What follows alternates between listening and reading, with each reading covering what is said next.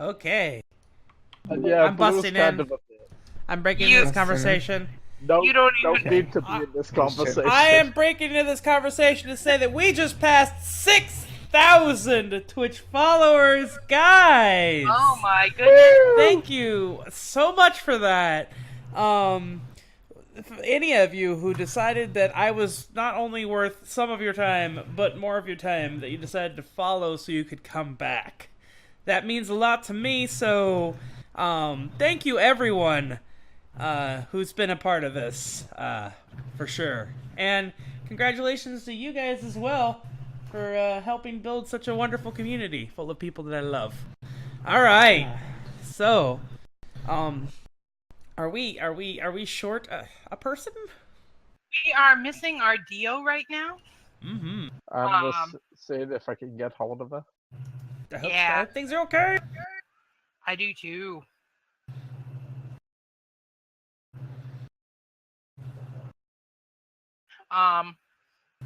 But I was going to do a recap, and we're going to start with Meredith once we start anyway. So if Dio's late, it's not going to hurt anything. Yeah, it's Kethra, I just as hope we Marco have said. her here. As Marco says, Kethra's just fashionably late. It's very Kethra.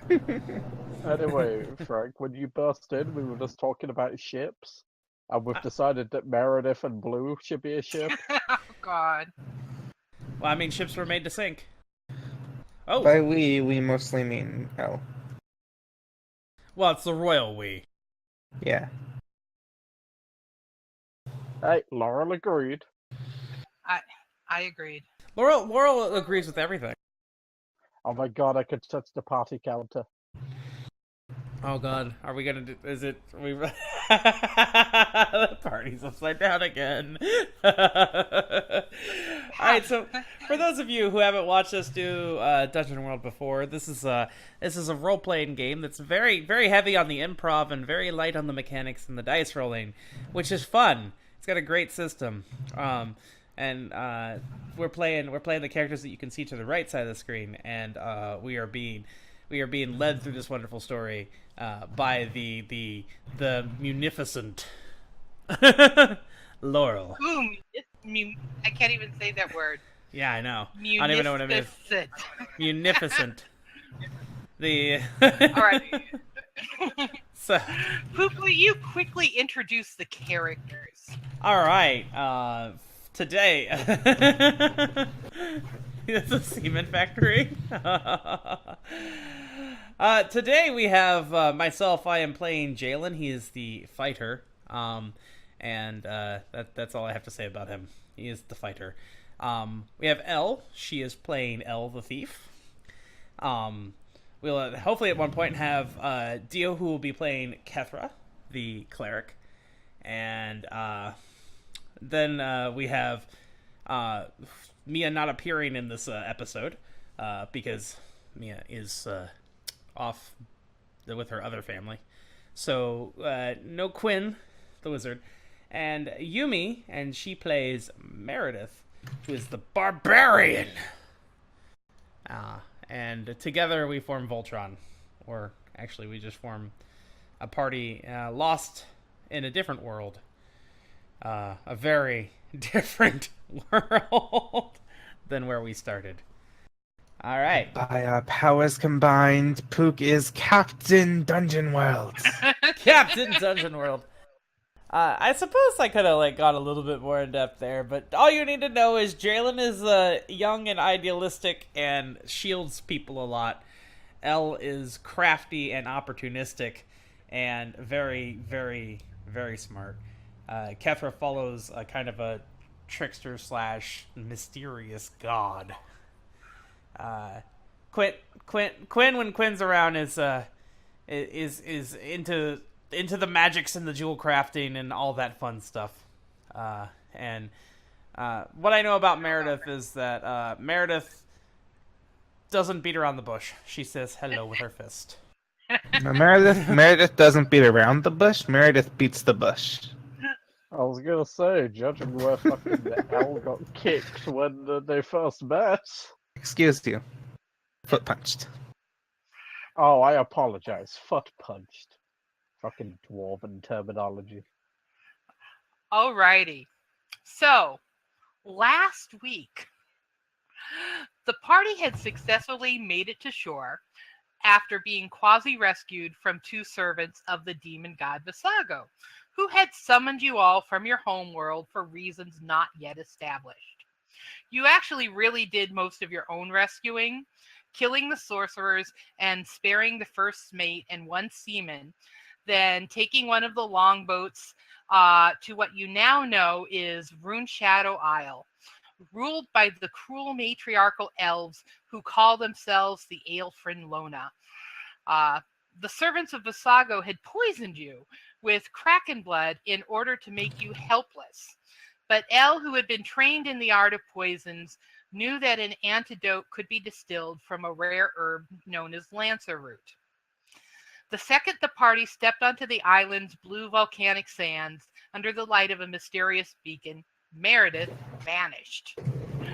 Everyone else proceeded to the nearest settlement, first a trading post operated by a half-Sagan woman named Mandrag, who treated Elle as if she was practically a demigod. The group learned that lancer root did indeed grow on the island, but it was one of 7 plants held sacred by the Lona matriarchy, and humans, a slave race here called mules, could be killed for even harvesting it. So the group proceeded to the nearest human village, Cove Town, sending Blue in to scout. Unfortunately for Blue, one of the villagers, a guy named Laured, shot your poor Blue with his hunting bow and dropped him into the cove waters. Jaylin, being Jaylin, jumped in and saved him. Kethra healed him, and Elle bullied and terrified Laured into serving as your guide into the jungle to go look for kraken root. The first thing the group discovered was a pile of raw fist-sized emeralds, which had apparently been pooped out by a dragon. Yes, our adventurers are on a world where dragons poop rare and precious stones. But the emeralds were being used as a trap by a half-mammal, half-fauna creature called a Kalanoi.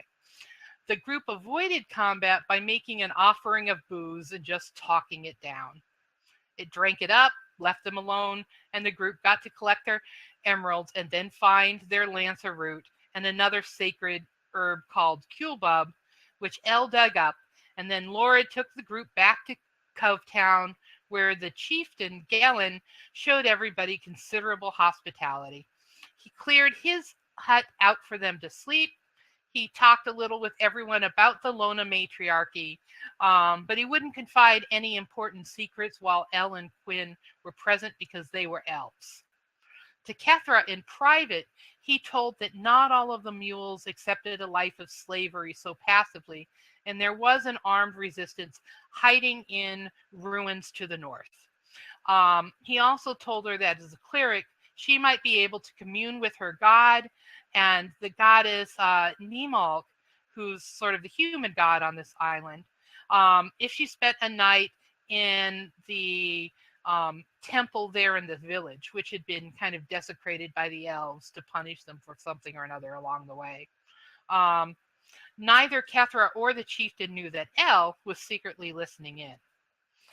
Now, Elle had taken from the ship several valuable islands, including a ceremonial dagger with a blood ruby in the hilt, and the captain's log. She'd read the log herself during the boat ride over, and in the village she gave it to Jaylin to read, telling him it had some information about him in it. Elle showed the dagger to Quinn, who saw immediately that there was magic in it, but it was cursed magic, and was used by the servants of Visago to enslave whoever they gave it to their will. Since the sorcerers were dead, however, she didn't think that Elle was in any immediate danger for carrying it, but she warned her that at least back home, blood rubies were crafted by a guild called the Zodiac, the enemies of her family, and they were dipped in human blood in a ritual for Visago's servants to give them arcane powers. Elle took all that in. She finished whipping up the lance root potion, and everybody got to drink it. Everyone felt a rush of power, and Quinn's eyes even glowed blue for a moment. Kethra had decided to sleep in the temple with Blue guarding her. Jaylin and Quinn platonically shared a bed in the chieftain's hut, and Elle stood guard outside. Kethra did indeed have visions after doing a ritual to Belle, her god of secrets. It included seeing Quinn's sister kidnapped from the city, and also teleported to the same world before all of them were, and some other interesting things. However, something else happened in the middle of the night. Elle snapped to and realized that she had just lost an hour of time. And when Jaylin woke up, discovered that Quinn wasn't even there. That Quinn was gone from the bed. But before we delve into all of that, we have Meredith. Dun dun dun. Dun dun dun. Dun dun dun. Wait, that's Meredith. While all of this is going on with everyone else, you wake up in jail. Fuck. Okay. Been here before. It's not a big deal. I just gotta figure out who I punched. You wake up bound to a chair in a stone cell. Okay.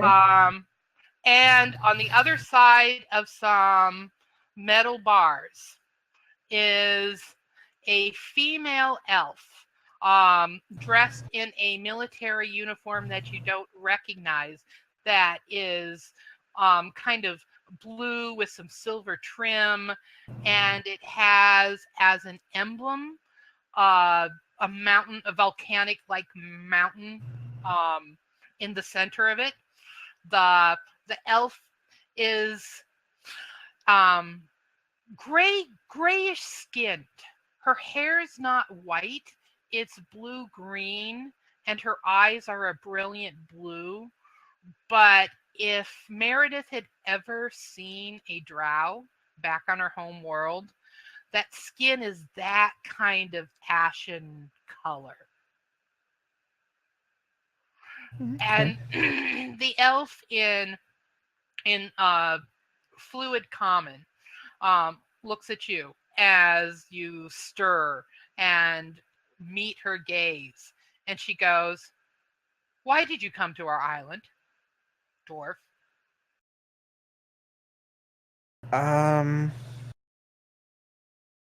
Well, you see, thing is, I was kind of brought here.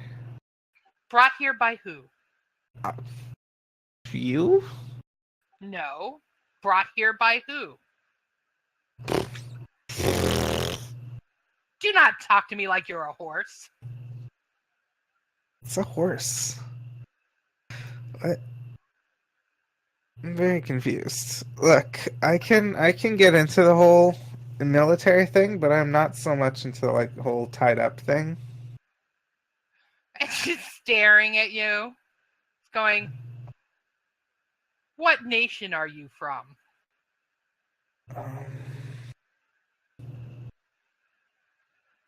Elderon? And her brows furrow, and she goes, "Where in the known world is that?" You've probably never heard of it. No, clearly I haven't heard of it. So I repeat, what are you doing on Rune Shadow Isle without permission? See, I don't really need permission to go places. That's kind of like the good thing about not being a slave. She goes, if you were a human, you would be our slave. Well, I'm not, so No. you have that going against you. Sadly, you're not. And we have a treaty with certain dwarf tribes. And she sighs and she goes, all right, I suppose we're just going to accept the fact that you're a lying, filthy pirate and transfer you to the port city where you can be in contact with your filthy people and have a. And she sort of paused, like she's searching for a word she doesn't quite know, and goes, a bribe. And your people will pay my people a bribe, and you'll be put on another one of your filthy pirate ships, and you'll go back to your own filthy land. Is that satisfying to you? I mean, I was hoping for a little more action, but I guess it's not a bad deal. And she looks you up and down, and she goes, you couldn't handle my action. Oh, sweetheart. I could handle any action you could throw at me. And she, like, makes a coughing sound. And she, like, walks away. It's okay, I like him feisty. And you're kind of smiling and laughing to yourself. You can test your bonds, and you can see if you could just rip yourself out of the chair. And Okay, that would, of course, that, of course, would be... That'd be preferable, I think. That would be defying danger with strength. I rolled an 11. That, in fact, as you know, she walks away, and while the chains themselves were pretty stout, it was a wooden chair. So describe to me what you do to that chair and those chains. Is this like a regular person-sized chair, or is it a dwarf-sized chair? It was, in fact, a human-sized chair. Okay. So I start bouncing in the chair. And then I end up Bounce away. like chair bouncing like a good 2 or 3 meters in the air. And I just fall down and the chair just fucking breaks all over the place. I just butt punched the chair, by the way. I punched the chair with my butt. At point blank, mind you. Not only did you butt punch the chair, shatter it, but somehow the elf, after having walked away to go take care of making orders to have you transported, quote unquote, didn't hear a thing. But what you hear is somebody on the other side of this of sort of the stone wall, and of course the way your cell is, it's open in the front, it's just barred, so that you hear the person that's in the cell right next to you who's going, "You're a dwarf?" Yep. Goes, "I'm Aaron. If you can help me get out of here, I can help you." I'm doing pretty good. Goes, "Well, I'm not." And you heard what she said about slaves? Yep. I'm human. Oh, that sucks. But, do I call you dwarf? Do I call you Ms. Dwarf? I've never met a dwarf. What exactly? You can call me Meredith. Meredith. If you help me get out of here, I can help you. And they're not going to be taking me to the city. They're going to be doing very, very, very bad things if I don't get out of here today. Can I see this human? You can hear him, and you can sense, but there's a wall between you two. All right. Is it a thick wall? Is it made out of wood or stone? That's the real question. The wall is of stone, and the sort of gate-like door is metal bars. Okay. I don't suppose they left my club in the salle. No, they did not. Okay. Can I try to bend the bars / break the door down? Yes, you can. Okay. That's more strength. Yes. More strength. Fuck yeah. It's 2 6s, by the by. Yeah. It's the highest you can possibly fucking roll in this game. You roar. And now you get somebody's attention. But you only get their attention after roaring with your barbarian, almost superhuman strength. You tear the metal bars apart, and not only do you tear them apart, but now you have weapons known as metal clubs in both hands. And the elf is drawing her rapier. She's taking one look at you. She's taking one look at those bars in your hands. And and she was whistling, and a couple of people come behind her, armed with bows. She's eyeing you. You're eyeing her, and she's clearly considering if this is actually worth it or not.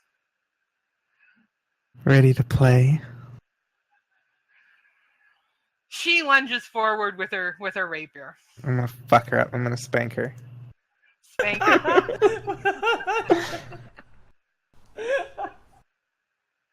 I'm gonna roll to make Poop lose his shit even more because it's gonna be amazing.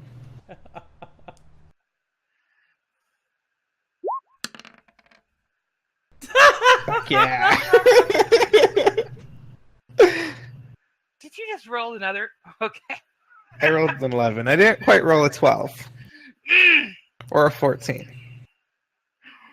Roll your damage. It's a D10 right there. It's not a bad spanking.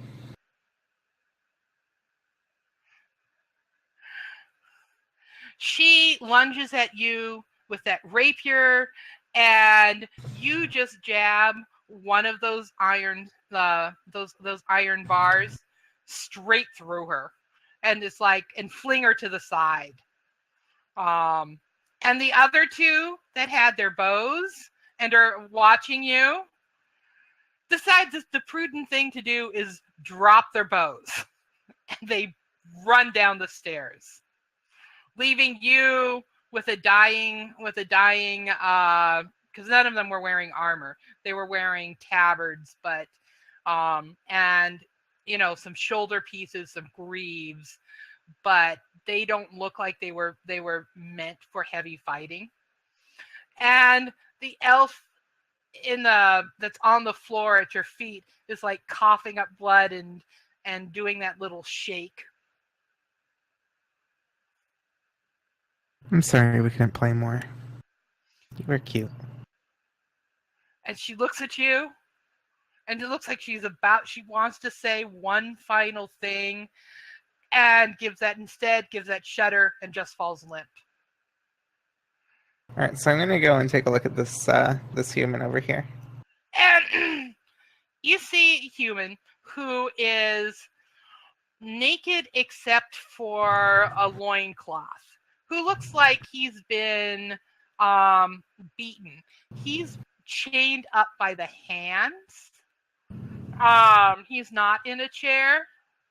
And he has some kind of elegant looking tattoos all over his front of his chest and the back of his chest.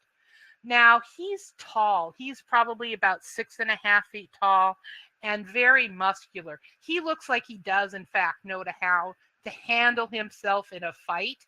He's just not as strong as you. He's not capable of snapping the metal chain that has him. Is he cute? Yeah. As humans go, he's not bad looking.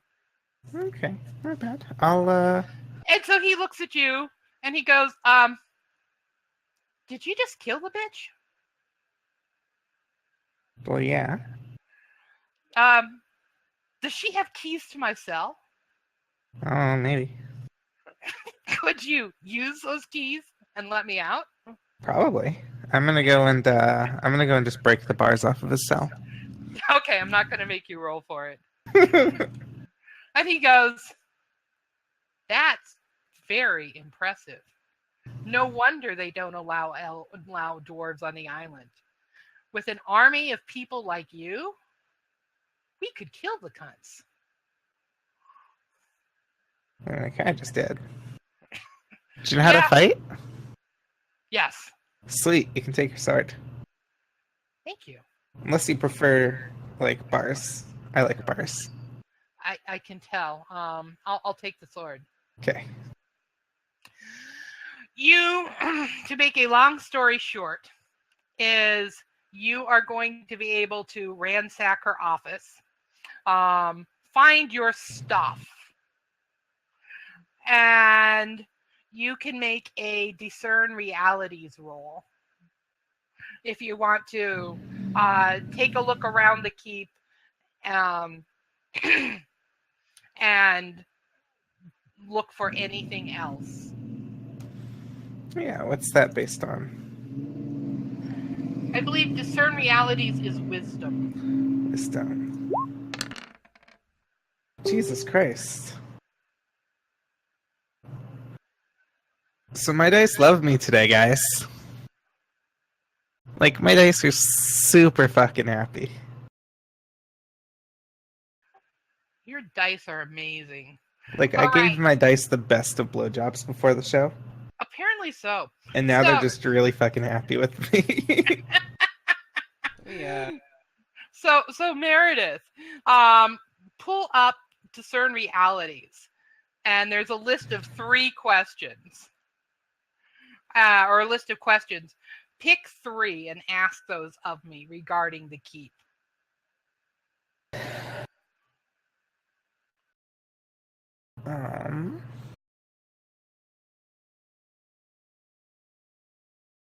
What here is useful or valuable to me?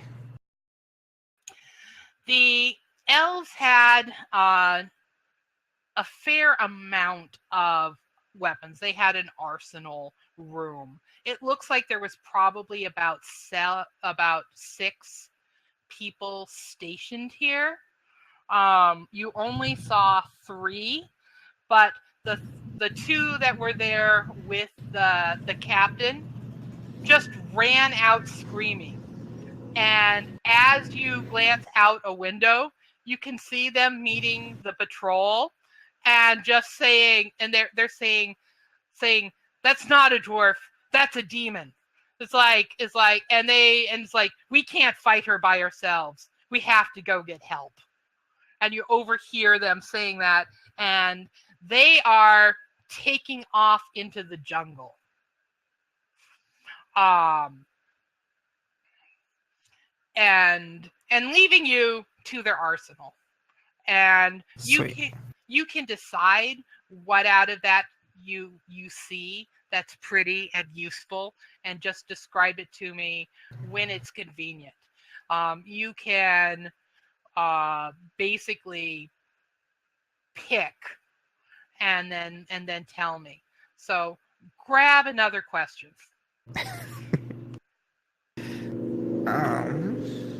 Like that. I was gonna ask you what the fucking biggest weapon in their arsenal is. The biggest weapon is a two-handed shimmering battle axe that doesn't look like an elfin weapon at all. Ooh, you had me with battle axe. I'm just gonna casually claim that. Claim it as you will. Is it like dwarf sized, or is it like fucking huge compared to me? While it's definitely big for you, it's not overly big. It for you, it's a two-handed weapon. It probably wasn't for an elf, but that must have been one brawny elf that was using it. Okay, I like him big. Yeah. All right, what should I be on the lookout for? The actual way out of the keep, which the two of you, because your friend Aaron is also arming himself, and as you see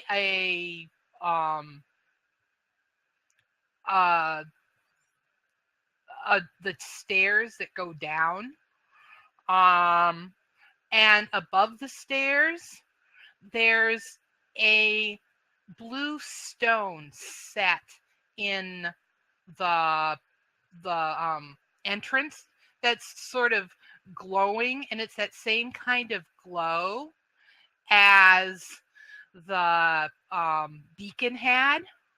And Aaron points up to it and he says, "We don't know how the elves make that work. It's some kind of damnable magic, but they're connected. So someone somewhere is watching us." I'm gonna wave to it. I'm gonna show them the axe and be like, "Cool, right? Yeah. It's mine now." I love Meredith. I do too. And we all do. All right, Meredith, your third piece of information. What is about to happen? You get the feeling that because the soldiers that were here freaked out and ran away from you, that you and your new human are in fact going to be able to pretty safely run down the stairs and figure out where you're going from there.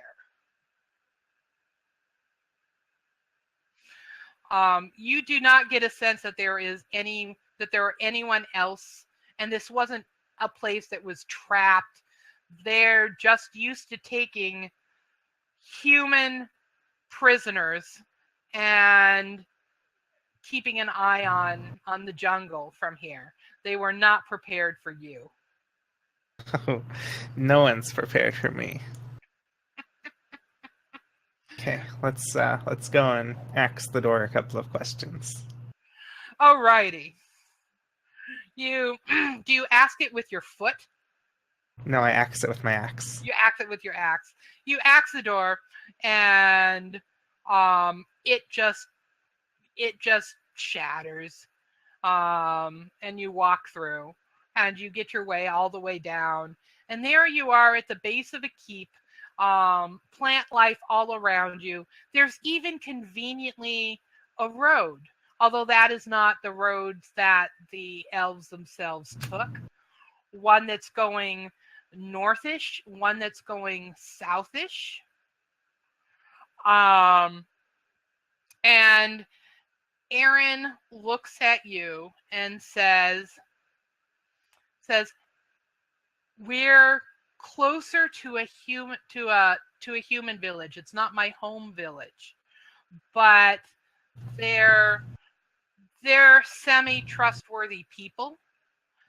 And there's a trading post, and there might be a ship at the trading post we could use." Goes, "The other choice is to get to my people that are on the other side of the island." And he sighs.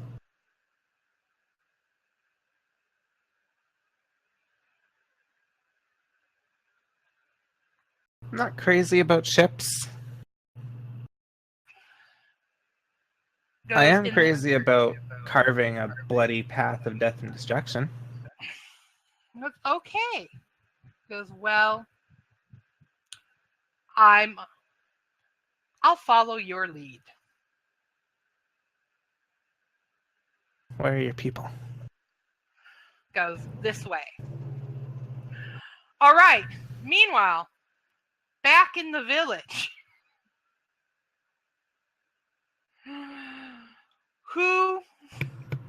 Which of you guys would like to go first? Elle would probably be the most aware.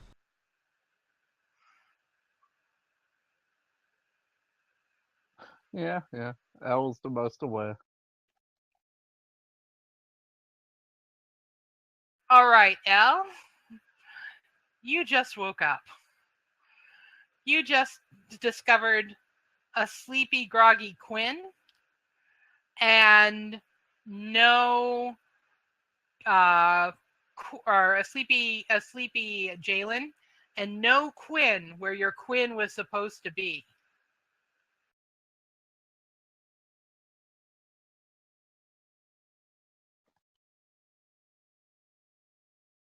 So, Jaylin, you had one fucking job. Where's the elf?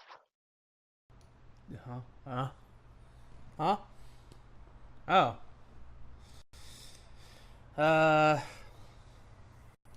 His things are there, right? Yes. Jaylin pats at the belongings like, well, he's not here.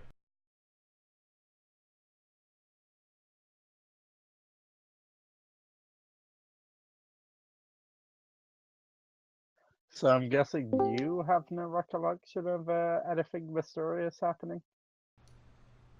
I was asleep. What? Where is... What?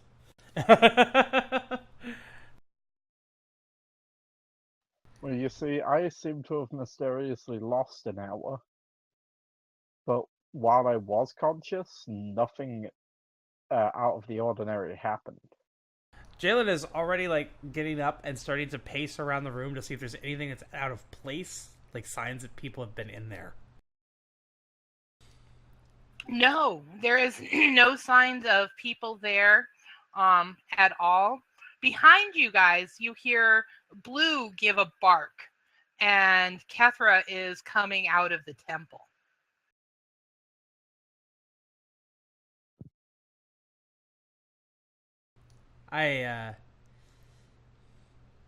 Good morning. Kethra, have you seen Quinn? No? Why would I have seen Quinn? He's not with us. Like, dead not with us?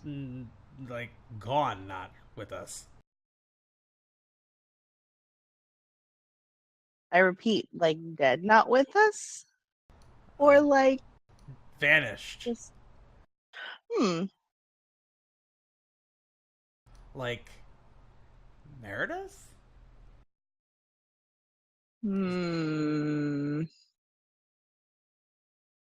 That's not good.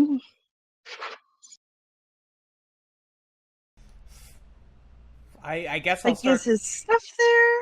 Yeah, that's what's weird. I don't think he left on his own. I suppose we could start asking around to see if anybody else saw him, but Elle, she was keeping watch, and you lost an hour of that. What do you mean you lost it? How do you lose an hour? Did you fall asleep? I didn't fall asleep. I was awake for the whole night, but there is just an hour that I am missing. I don't know what it is. All I know is, like, I did not fall asleep. And I did not see anything mysterious happen. Last I checked, Quinn was still there.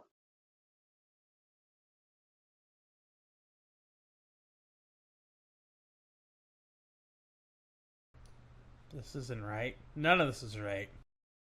Mm-mm. I'm sorry. I had a moment of Doshel, damn you. A moment of what? I was trying to not laugh at the fact that Doshel was like, "Oh no, Elle underwent daylight savings." Oh, okay. So, I feel like we need to maybe ask a few people here if they've seen anything unusual that isn't us. And if not, we have 2 people to find now. I mean, like, only Quinn's gone. His stuff is still here, so is it really that important? We're keeping Quinn. He's kind of part of the package. Wait, we're a Fine. package deal? I'd like to think that if one of us vanished, the others would come and find. Yeah? I'd find you guys, but yeah, anyone that fireballs my dog is not a priority. Are you still going on about that? They fireballed my fucking dog. That was a. Oh. As Elle is saying that, Jaylin, that spot in your back where Kethra? Quinn, where you also got fireballed, just itches a little. It was one time, and I said I was sorry. Jaylin is just reaching around. It's like fucking magic. Jaylin, who in the village would you like to ask? There's the kids that you had been playing with the day before. There's the chieftain. There's about 20 people all totaled. Most of them are still asleep. I think, well, I think Jaylin would first ask anybody he sees milling about. Anybody who looks like they might have been aware of it. There is a middle-aged fisherman who's like preparing his boat for the day with his son. And he looks up as you step out. Excuse me, sir? He goes, "Yes." We seem to be missing one of our companions. He describes Quinn, the elf that came with us. And he recognizes it and goes, as I was first getting up and checking my crab traps earlier, I saw him walking to the south towards the trading post. He was acting very strange. Yeah, he left his belongings. I think he might have been sleepwalking. And he looks kind of furtive, and he says in a very soft voice to you, he goes, his eyes were glowing the way their eyes glow when they are in communion with the matriarch. I told him to lay off that stuff. And he goes, and he goes, and you can see this fisherman just blanch, and he's poorly dressed, and haggard, and has that thin, he doesn't get quite enough food look to him, and he whispers to you and goes, "Did he eat the Balboa?" The what? The Balboa. It grows in the jungle, and it is magic. And he says magic with this cringe, and as if he hates and fears magic exactly like Jaylin. He goes, it feeds their magic. No, I'm not familiar with that. He goes, did he eat any of the 7 sacred? And he stumbles over the word sacred, like he uses it sort of as a curse. We use some lancer root. He goes, oh, that might have been enough if he's not trained. He goes, Trade. I They'd have to do what? And the fisherman goes like in his hands, and he goes, whatever they do, it's like he goes, they eat these things, and it makes them powerful, and they become more powerful, and they do terrible, awful things to the rest of us. I'll find him. He's harmless. There is no such thing as a harmless elf. You haven't met Quinn. I don't know. I think maybe I should introduce myself. I'm pretty harmless. And the fisherman looks at you and shrinks away and sort of hides behind Jaylin, and whispers to Jaylin and goes, "Your other elf, the male elf, he can do magic, right?" Yeah. He's not harmless. He goes, "He's not harmless. He's only misfired once. He's not harmless." He goes, "He's probably just being taken away and claimed by the matriarch or one of her people as a slave, as a pet, but even the males are not harmless." I assure you, things are a little different where we come from. But you're not there. No, we're not. I keep being reminded of that. Thank you for your help. Good luck fishing. And he nods, and like he's very eager to start pushing out his boat. And there's a sound to the north that's not quite clattering horse hooves, but it has a similar sound. And he turns stark white, and he says something to his son, and his son runs for a hut, and he says, "You should all hide very quickly." Elle, Kethra, I think we're about to have visitors.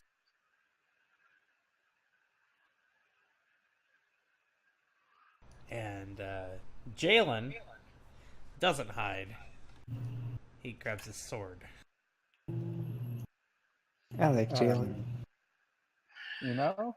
Elle's not gonna hide out of danger. Elle's gonna take to the rooftops and prepare a ambush. Absolutely.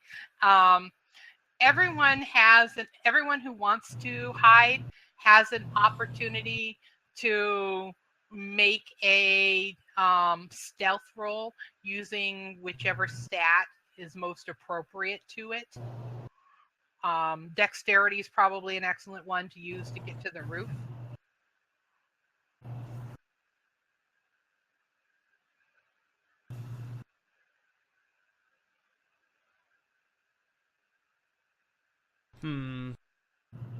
I think Jaylin's going to stand out in the open. He's going to greet whoever's coming. I'm going to take to the roof. Take to that roof. And he's keeping an eye out for where Kethra is. You have not only... Yeah, where is Kethra in all? What is Kethra going to do? I would say let's roll the dice, but our dice have not been good to me. We're going to chance it. Okay. Oh, not bad. I'll take it. Yep. You don't climb as quickly or as high as Elle does. Elle's just like whipping up there. And Elle, you get the opportunity to have a vantage point and see what's coming. And it is 3 female elves wearing uniforms that are riding on the back of, they look mostly like cats, but they have leaves in place of fur. And there's definitely a very vegetative feel to them. They're not quite the same creatures as what you faced in the woods. They're a little more sleek, and they're the perfect size to ride as mounts, but they definitely have the greens and browns of plants, and they're riding cats. And there are 3 female elves armed that are headed straight towards the village. And the first thing they're going to see, if nobody's going to take any other action, is would Jaylin. I have time to set a trap? No. You would have to get back down, and they're riding so fast, and Jaylin's just standing there. Yeah, the sword isn't like drawn yet. His hand is on it, on it. But he does also have his shield. He's just standing there waiting to greet them. The villagers are now awake. But what most of them do is like they take one peek out of their doors, and then they just lie flat in their huts on the ground. The chieftain, however, joins Jaylin and looking very nervous as he sees Jaylin's sword and sees his stance, and says, "They are going to kill you or take you." Let them try. And the chieftain sighs and starts shambling towards his own hut. The 3 hunting cats appear. They get ridden straight into the village. They do not see you people who are hidden up in the roof. They are looking straight at Jaylin, and they take one look at him. They take one look at his weapons, and they go. And the leader of it goes, "You're a brave rebel. Lay down your arms, and I'll let you live." Will you though? And she moves her mount closer and sort of snarls, and her eyes go to the pommel of your sword, and she she sort of glances at it and glances at your face, and the 2 soldiers behind her, who are drawing out crossbows, they're ready, and whatever she sees, they don't. But she's pausing for a moment and going, "Lay down that sword." You mean the one that belongs to me, that is a part of me, that is not being laid down right now? What can I help you with this morning? That is not your sword. I think you're confused. You are born of this island, and you shall know your place. But she seems a little hesitant, like something's bothering her. And what is my place? She goes, "Beneath me." Well, I mean, you are sitting higher than me right now, so I think I'm already accomplishing that one. And she turns to her 2 people and says, "Shoot him." What does everybody do? Well, can I have Blue sneak up behind one of the crossbow wielders? Roll Blue stealth. That would be Dex, right? Yes. He's actually going to try to deflect one of the shots if they take a shot at him with the shield. Blue attempts to sneak, but he gets heard, and one of the crossbowmen actually turns his crossbow off of Jaylin towards Blue. I charge that one. Okay. And I'm going to take the chance and go ahead and take a sneak attack on the main elf. Do you have something to shoot, Elle, or are you going to make a leap and basically throw yourself onto them from the roof? So awesome. I'm going to make a leap and drive both my daggers into her throat. Excellent. Ooh. We will get to that. First, I want to do Jaylin. All right, Jaylin. Yes. Make your move. I'm gonna roll a hack and slash. I'm gonna roll it based on dex though, because the sword is precise.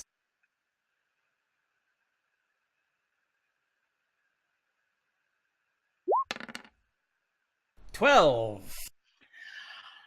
Jaylin, describe how you attack. So let's see.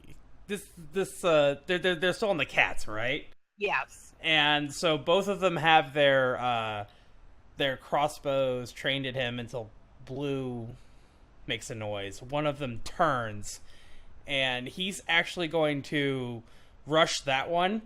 Man, I'm trying to think of the best way to describe this.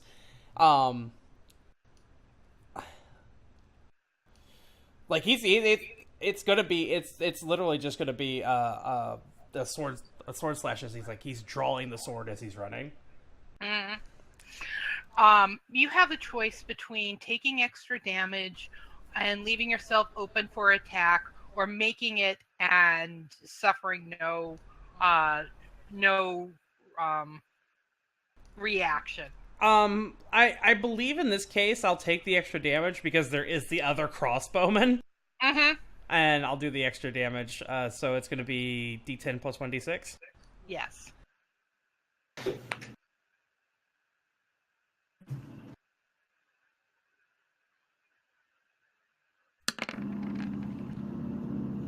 $11 damage.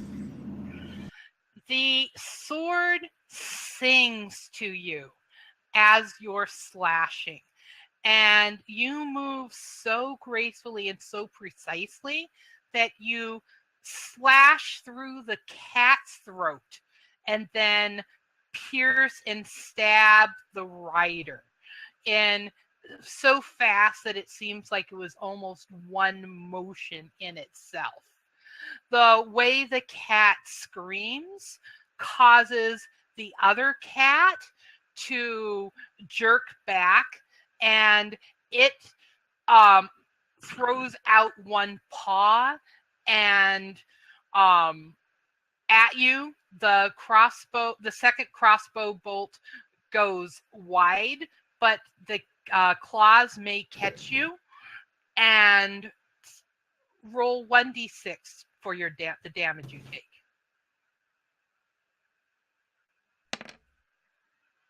2, but armor. Yep. The claws, it barely brushed through your clothes and raked along the armor you have on.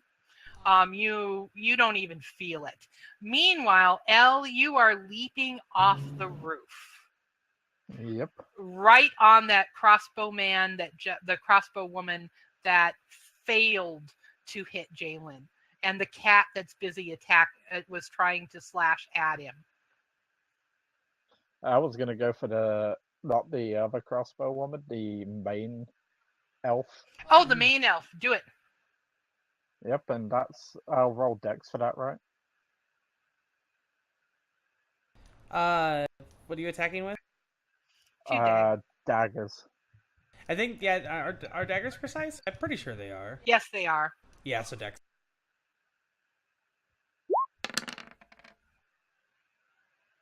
Nice. You two get the same choice of whether you want to do extra damage or whether you want this to just be a clean attack. I think that'll be a clean attack because no one saw me coming anyway. Yeah. All right, roll your damage. And my damage is just 1d8, right? Yeah. It's based on whatever your class type damage is. Oh, 8! Holy crap!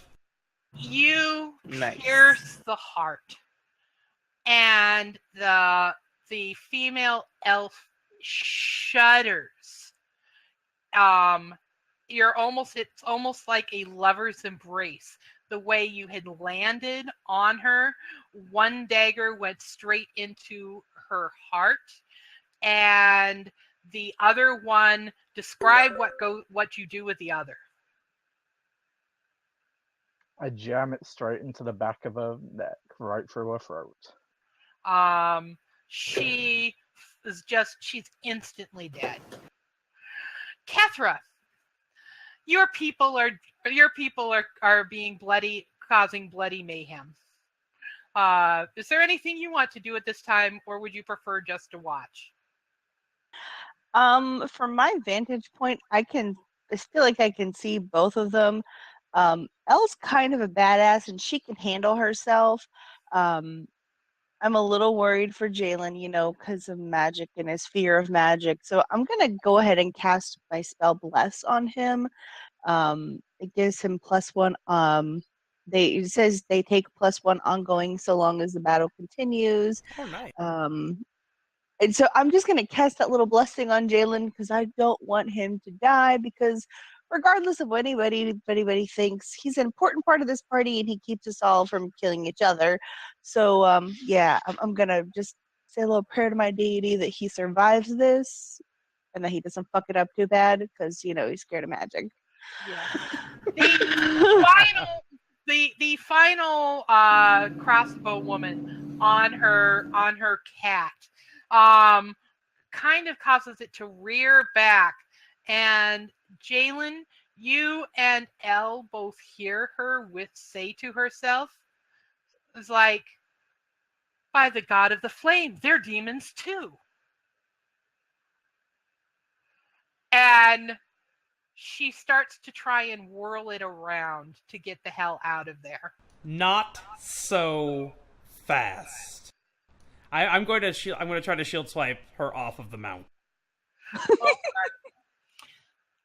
Take your +1 forward.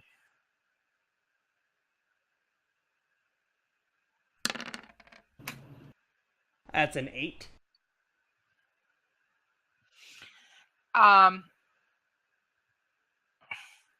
Roll 1d6.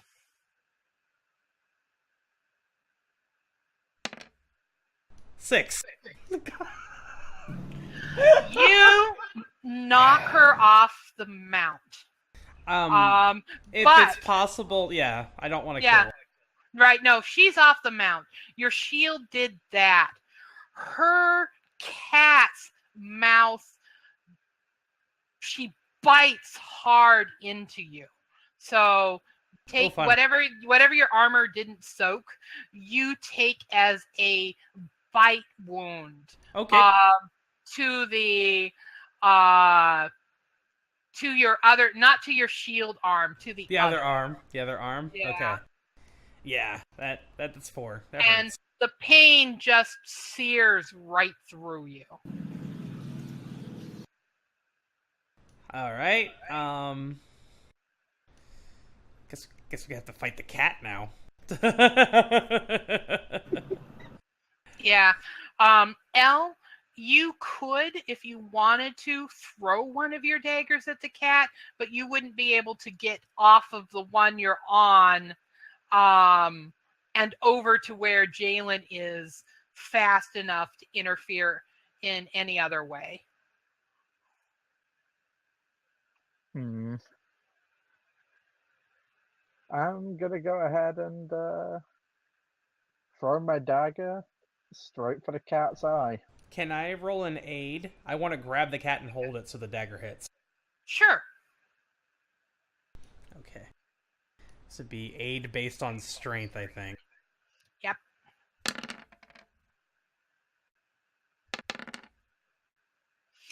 10 on the aid, so that's another +1 to your roll, so that's a 10 on the... Which makes a 10. The dagger sails perfect. It's as if the two of you were in silent communion with each other because you just act as one. And with your wounded arm and your shield, you keep the cat still. The dagger sinks right in.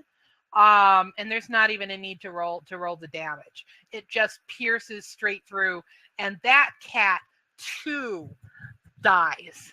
Meanwhile, you see there's one cat still alive, but it's not attacking because Elle is on its back, and it seems, Elle, to you, that cat doesn't recognize that you don't belong there, even though it smells the blood, and even though its rider is dead in your arm.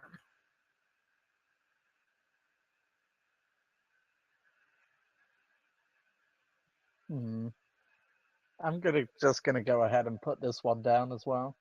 Alrighty, and it's not attacking you, so that's just a coup de grace.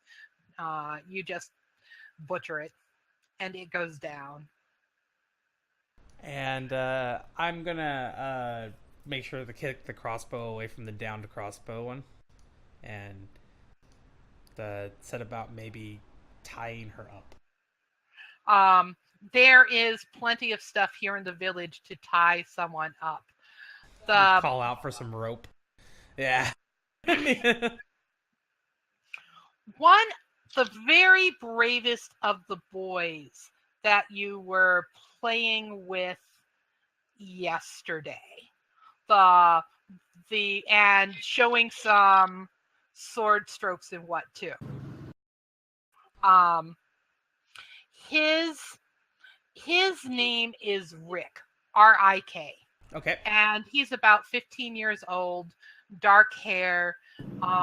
He has only a couple of tattoos compared to the older men in the village, and he is the only one to come out, and at this point with them all dead there, and he brings you the rope, and he's like looking at you with hero worship in his eyes.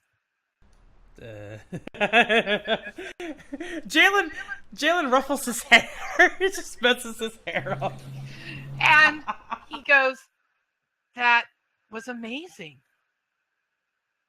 That was lucky. There's nothing about luck, Jaylin. You kept him distracted long enough. And Rick turns and looks at Elle and goes, You're an elf, but you killed them for us." Yeah, I can't have anyone touching my Jaylin. He belongs to me. And Jaylin rolls his eyes. And the fisherman who was hiding in his boat pops his head out, and with a sound of relief he goes, Yes, that's exactly what happened. A crazy stranger elf slaughtered these people because of a dispute over claims. It's like we will let them all know that it wasn't us. So we aren't going to be massacred. It was you. Hold on. I'm just gonna turn to him and just give him an evil look and just say, "Did you fucking call me crazy?" No, the stories will.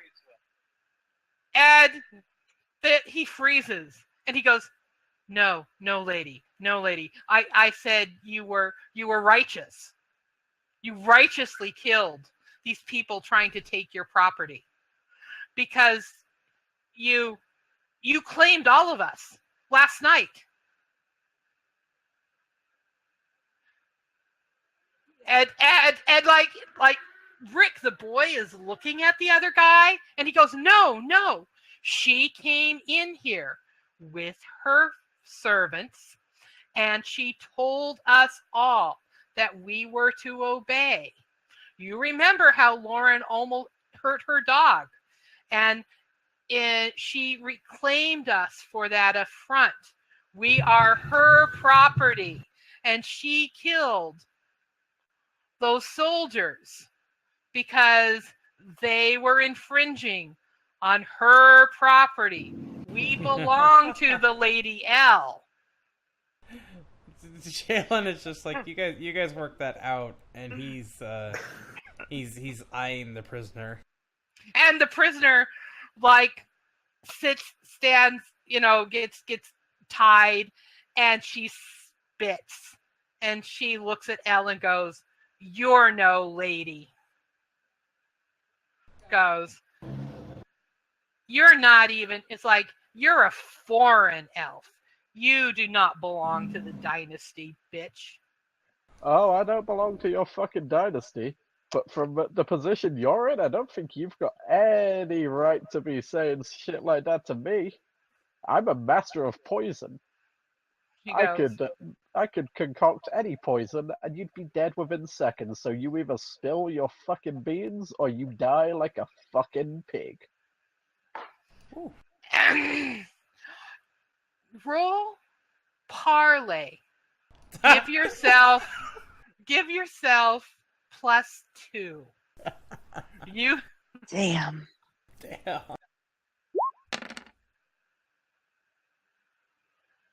That'd be 9. That'll be 9. And the soldier on the ground goes, "I need a guarantee that you'll let me go if I talk to you, foreigner." Jaylin plants his sword in the ground, and kind of crouches down, right there, and goes, "We need a guarantee that you are not going to speak to the others." And she's like looking straight at Elle, not at you, and says, "Tell your human servant to be quiet as we negotiate, foreigner." You see, that human servant? I rank him higher than you right now, so how about you either start saying what we want to hear, or he's going to go ahead and start planting that sword in other places. And her eyes flicker from Elle, flicker to Jaylin, flicker to Elle, and goes, "If you let me speak," or it's like, "If you let me go, I will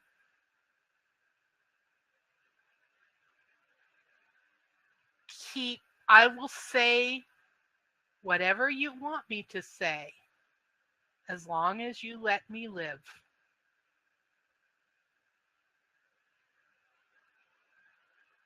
I can guarantee your life as long as you give us the information, but I ain't untying you until you talk. She goes,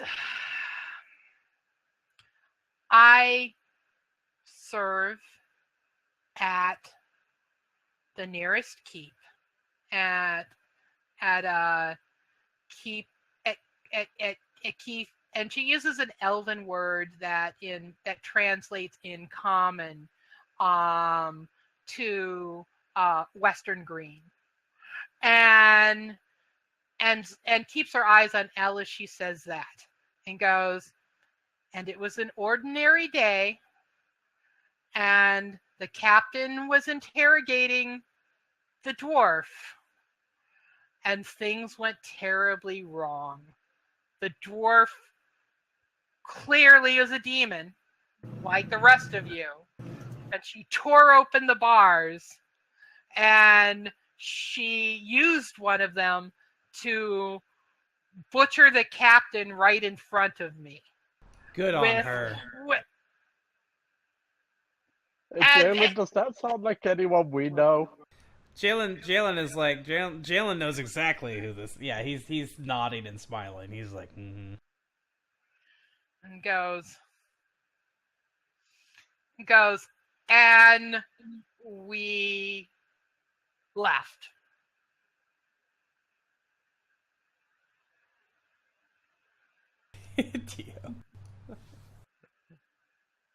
So sounds like honestly, it sounds like even if I let you go, your people aren't gonna take you back in the very high spirits.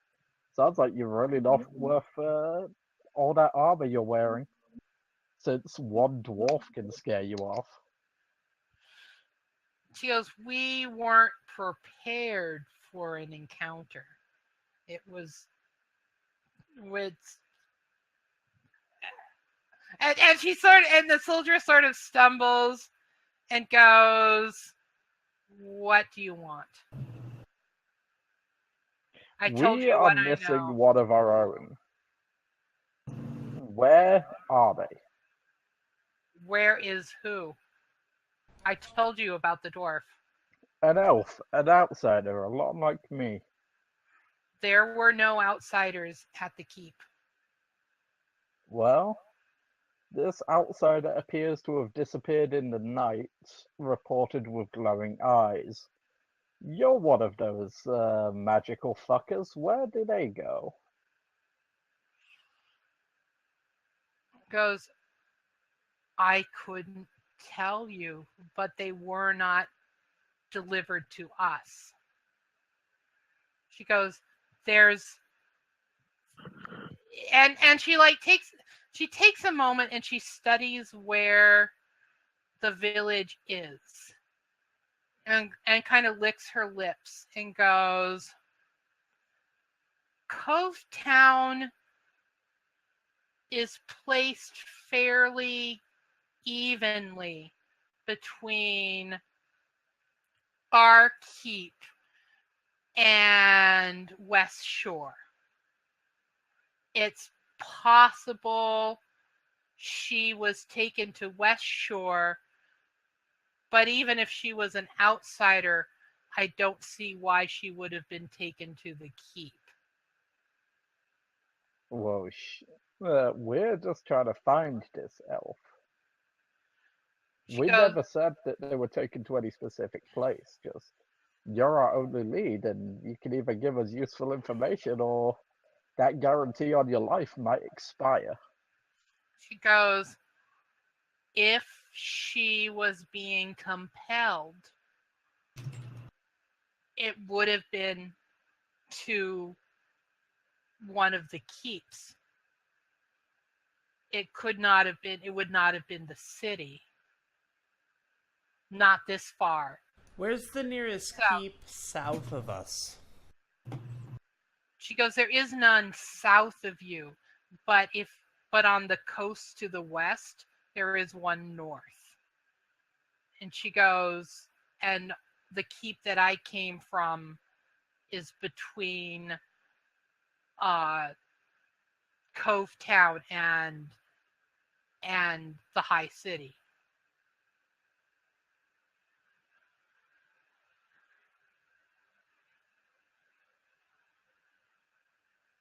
And she would not have been compelled to the High City if she was being compelled for questioning. And I don't understand why it would have been just her and not her. And she looks at Elle. Well, this her you keep referring to is actually a him, and he is my property, so you elves, you better get your acts together, or a look of understanding comes over her face. Oh. And she goes, oh, it was a male. Was he good looking? Jaylin is getting up and walking away before he does something wrong. Walks over to Kethra. And she goes, if he was good looking and he was the property of a foreigner and not properly marked, he was free game. It could have been any powerful sorceress anywhere. Anyone who simply sensed him and sensed him unmarked. I can't help you. And she says that with a smirk, like she's pleased with it, but you can tell she's really telling the truth. And that You elf's know, gonna for a die. person, you do a lot of smirking. How about I get to know you a little better? Whoa. Would you like to meet my daggers? Your friend has already met them. She says, "You gave me your word, and I have kept mine. So if you kill me," she says, "you will be cursed, and the wrath of the fire of the depths of heaven will roast you for eternity." I think you'll find I'd given you a guarantee on your life. I never said for how long. He goes,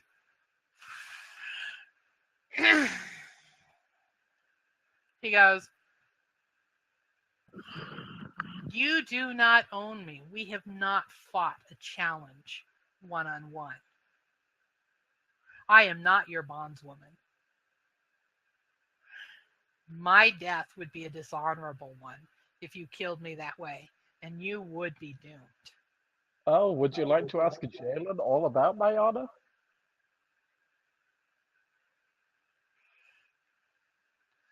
And she goes, and she takes a moment, and she looks at you, and she goes, "Oh, I do sense the the the contamination of one of the bound on you. You really do serve the demons." And now she looks afraid. Who are these demons? She goes, "They're humans, they're servants of something called Visano."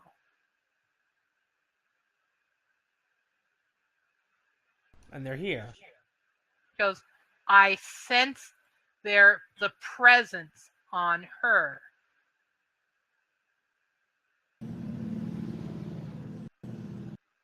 And why do you call them demons? Because they're demons. But you're being very vague with that term. You're a human. Yes. I'm a elf. Yes. That's an elf. She points at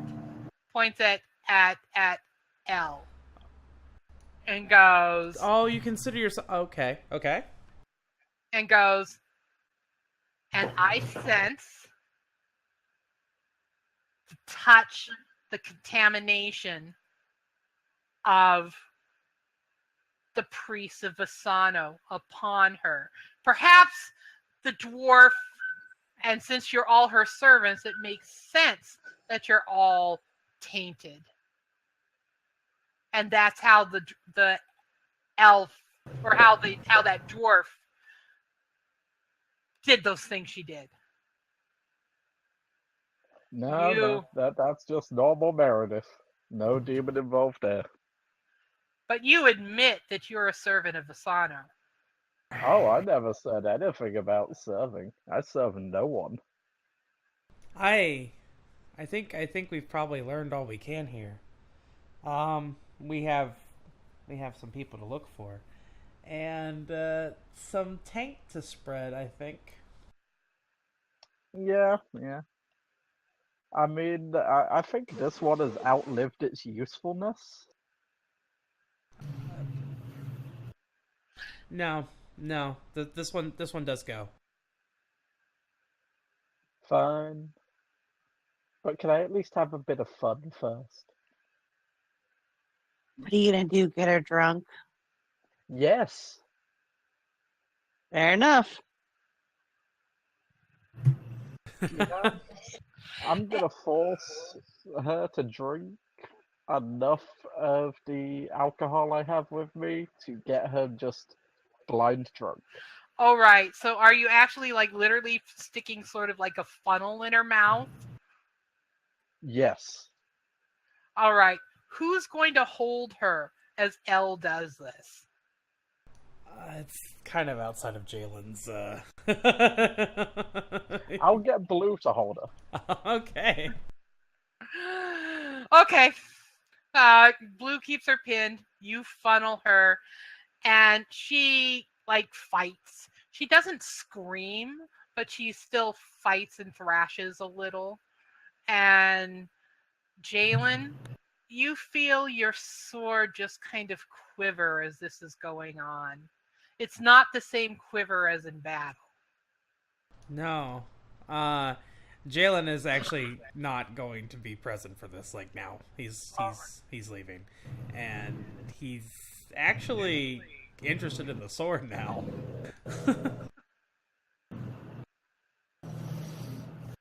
It feels different. Like something has changed between it and you over the course of the night.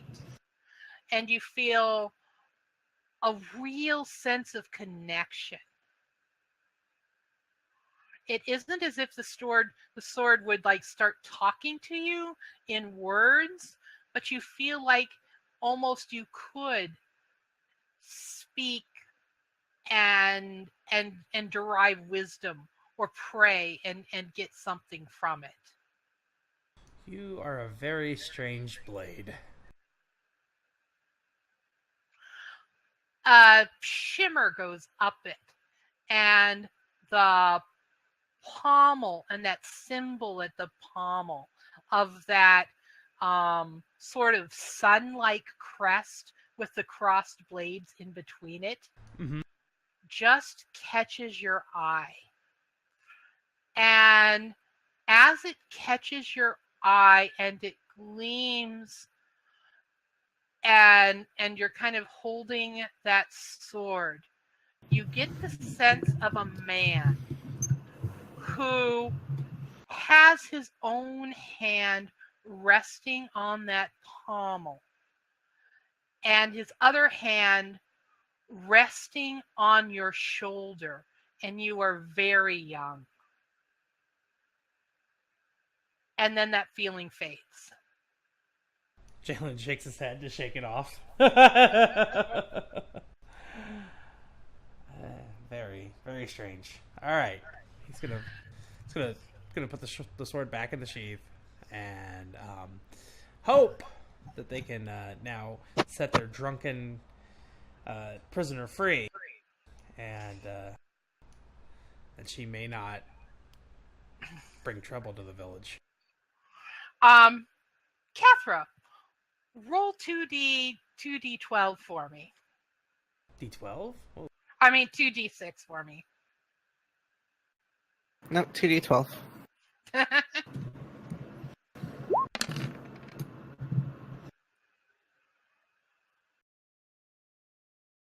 My rolls are fantastic. Thank you very much. All right. The prisoner is babbling and really out of it. The villagers are all kind of peeking out at you all. The headman's wife brings to you, Jaylin, some bundled rations. So everybody gets 3 extra rations. And she places a motherly kiss on your cheek. And she goes, "You are the bravest young man I have ever seen." And he says thank you. He goes, you got a good group here. We try. We try. And she sort of sighs and she goes, "But it probably is best for us to get to work on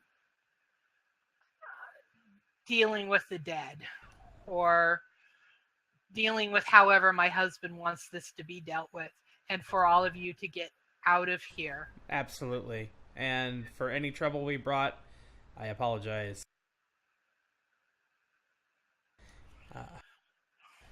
I will try to keep an ear out for any happenings here, and be close by if needed. I can't guarantee that, though.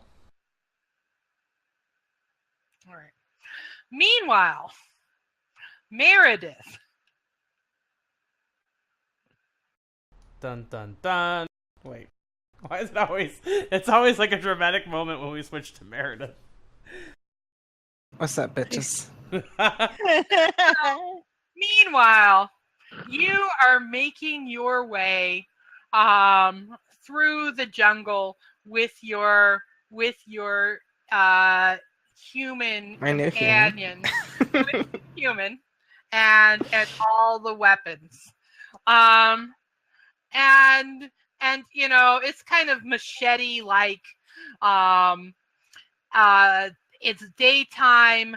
There's thick steam. There's, you know, the sounds of the animals in the distance. The brightly colored birds are flying around. All the animals that you do see, and there's a number of them. These ones seem pretty harmless, but almost all of them have, even the colorful birds in the flying above, have a plant-like feature to them all. That there's something about them, like it might be legs that sort of seem like they're practically made out of bark, or the feathers have, you know, look more like leaves than feathers. What is the most unusual of the harmless creatures that you encounter as you're slashing your way through the forest? What's what? Sorry. What's the most unusual of the plant creatures that you spot as you're hack and slashing your way through the jungle? Those weird, like, tentacle-y things with teeth. Tangela? Is it a Pokemon? It is a Pokemon. It is a Tangela. Oh shit! Tangela And with teeth? Fuck, that's scary. the Aaron, your human, points at one of them. And you know, you're well out of the line of the teeth itself. It doesn't have reach to get you all.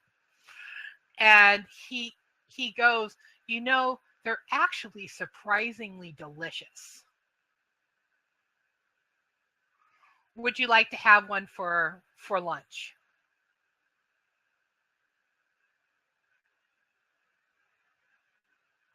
And I consider for a moment.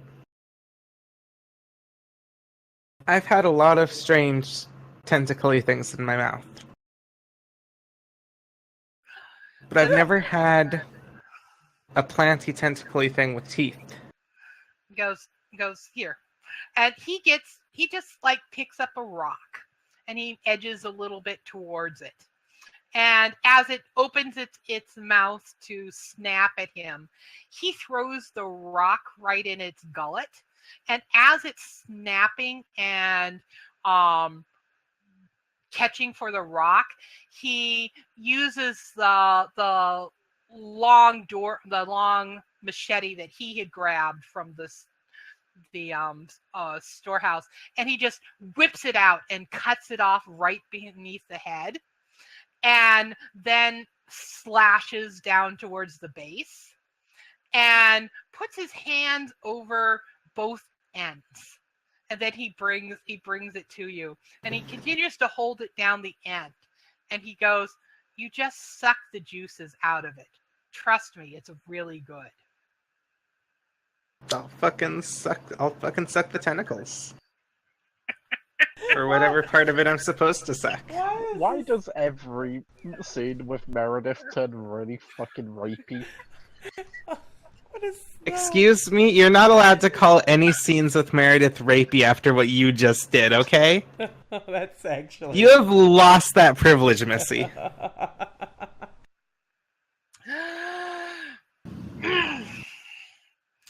Meredith, roll 2d6. Sweet. Just straight 2d6. Straight 2d6.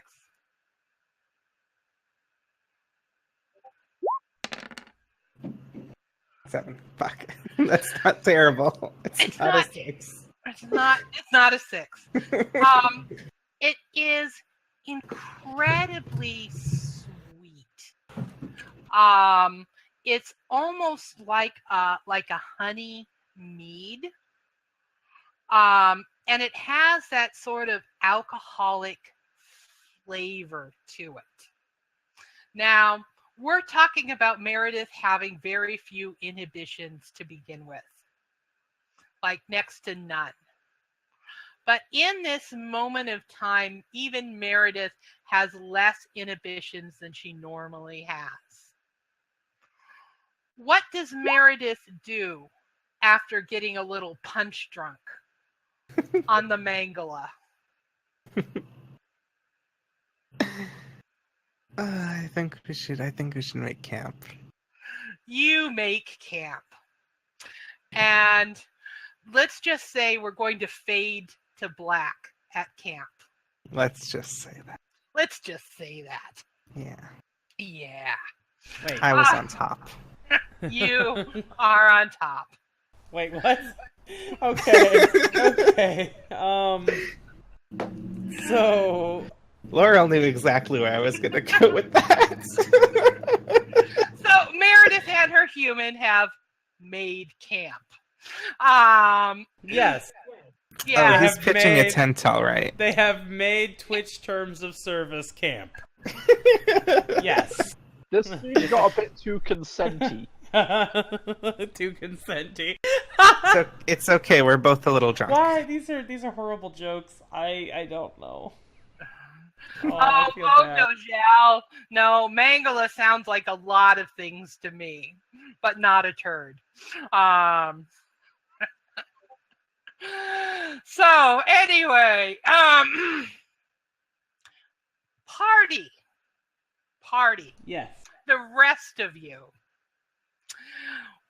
We're going to fast forward a little bit. Oh, okay.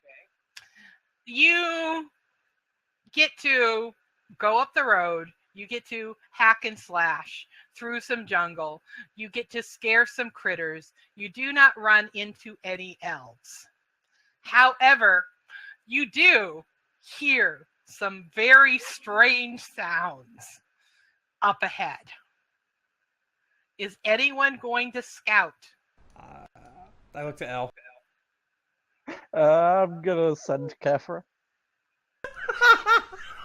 What?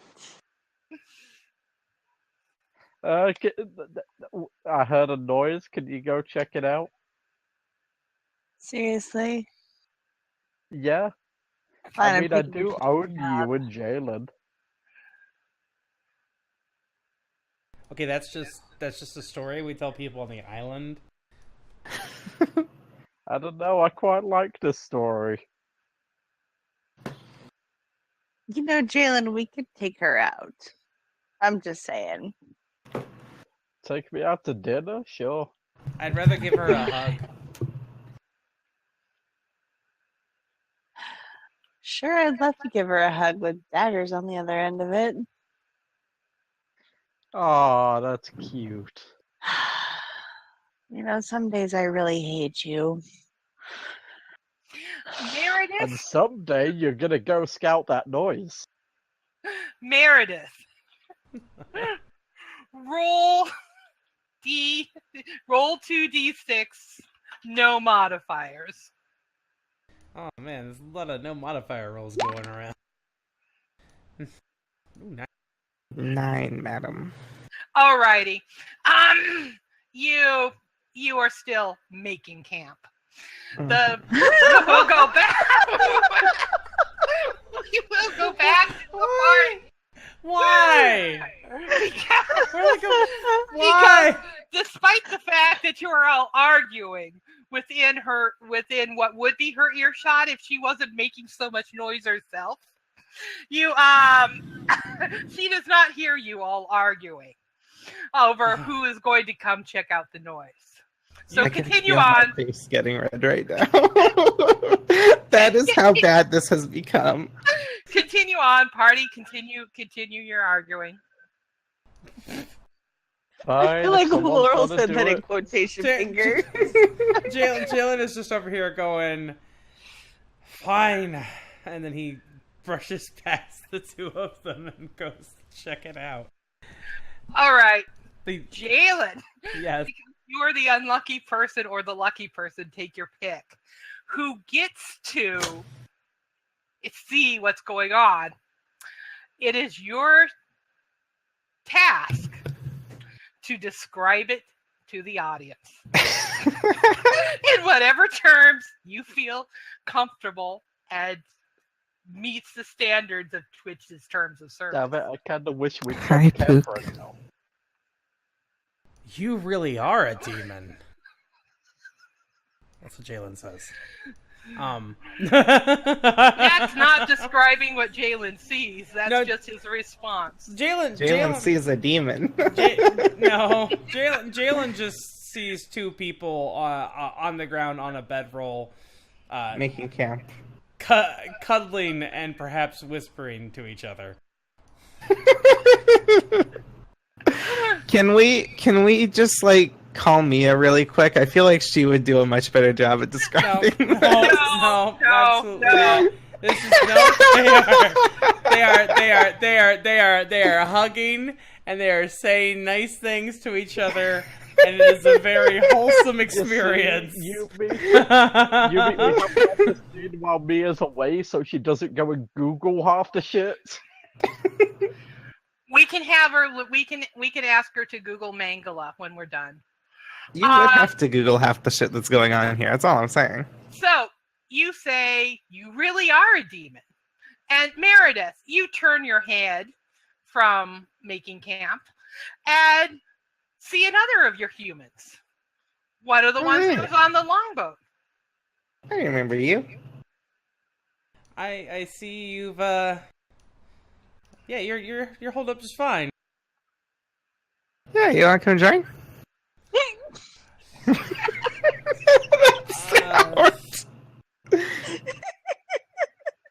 Meredith is still a little drunk, obviously. Maybe some other time.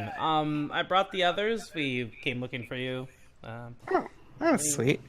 You know, heard that you took out a keep. Yeah, that was fun. They weren't happy. And beneath Meredith, the other human raises his hand and goes, I'm Aaron. And and goes, I'm a member of the Resistance. Welcome, demon lover. Does the rest of the resistance wear pants? Most of the time, yes. All right. I'm I take it Jaylin, he's very drunk too. and I'm gonna let you guys. We'll just be right over there. 10, 15 Hold more on. minutes tops. Hold on, can I make the scene more interesting by appearing out of nowhere as an elf? Yes. Yes, you can. Yep, I'm just gonna appear behind Jaylin and just be like, sup. And, Meredith, your human stiffens and goes, No. Are we still doing phrasing? Are we still doing phrasing? I don't think it was that moment he stiffened. he's stiff.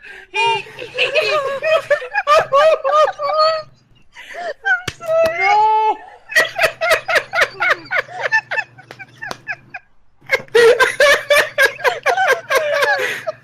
He is the rest. Let me. He's still the way. His shoulders stiffen. His face gets a look of panic, and he whispers, "Meredith, there's an elf." Hold on. I need to compose myself. You mean I need to send you a whisper? Am I fired? Audience, thank you you all for not leaving us. Yes. Thank you for staying. There you go.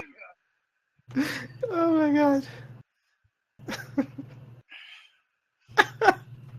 I mean, it's just an idea. Oh. Okay, it's okay, guys. I'm not fired. Okay, holy shit, that was amazing. That's in character, by the way. Oh, you want highlights? Okay, yeah. Okay, so I'll see Elle show up, and I'll say, "Oh, hi, pointy ears. You want to join too?" I'd love to, but I don't think my humans would like it. I mean, you can bring them. The more, the merrier. Nah, I think little old Jaylin here is a bit prudish. Okay. That's not at all. When I want to sneak up Jaylin's like, put my arm around and be like, "Hey, baby." Jaylin's just like, that's not at all. And then he shakes his head. He's like, okay, I get it.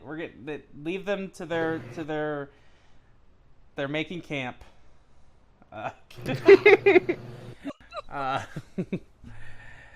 Let us know when you're ready. We have. I'll quickly finish. I'll quickly finish up while they're like before they leave. So,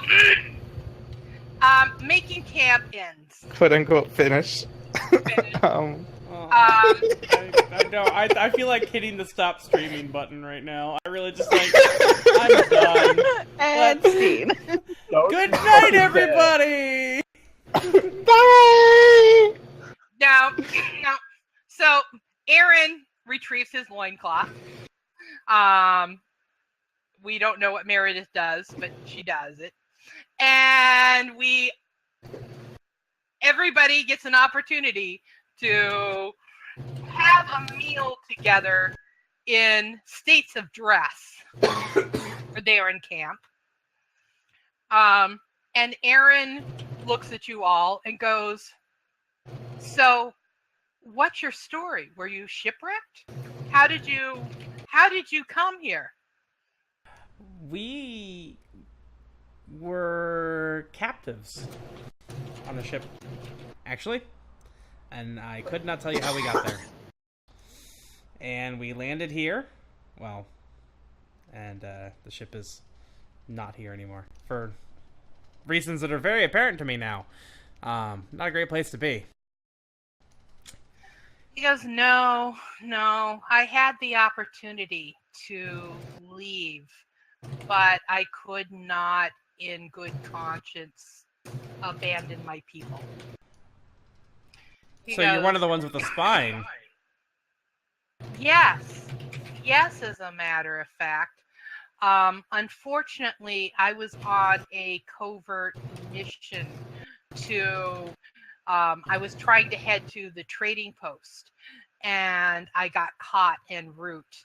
And I'm not sure how they recognized me, but unfortunately they did.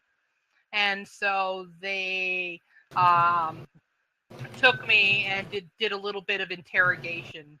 And I knew I was going to be sent to the city for more interrogation when they suddenly had Meredith and forgot about me for a few hours.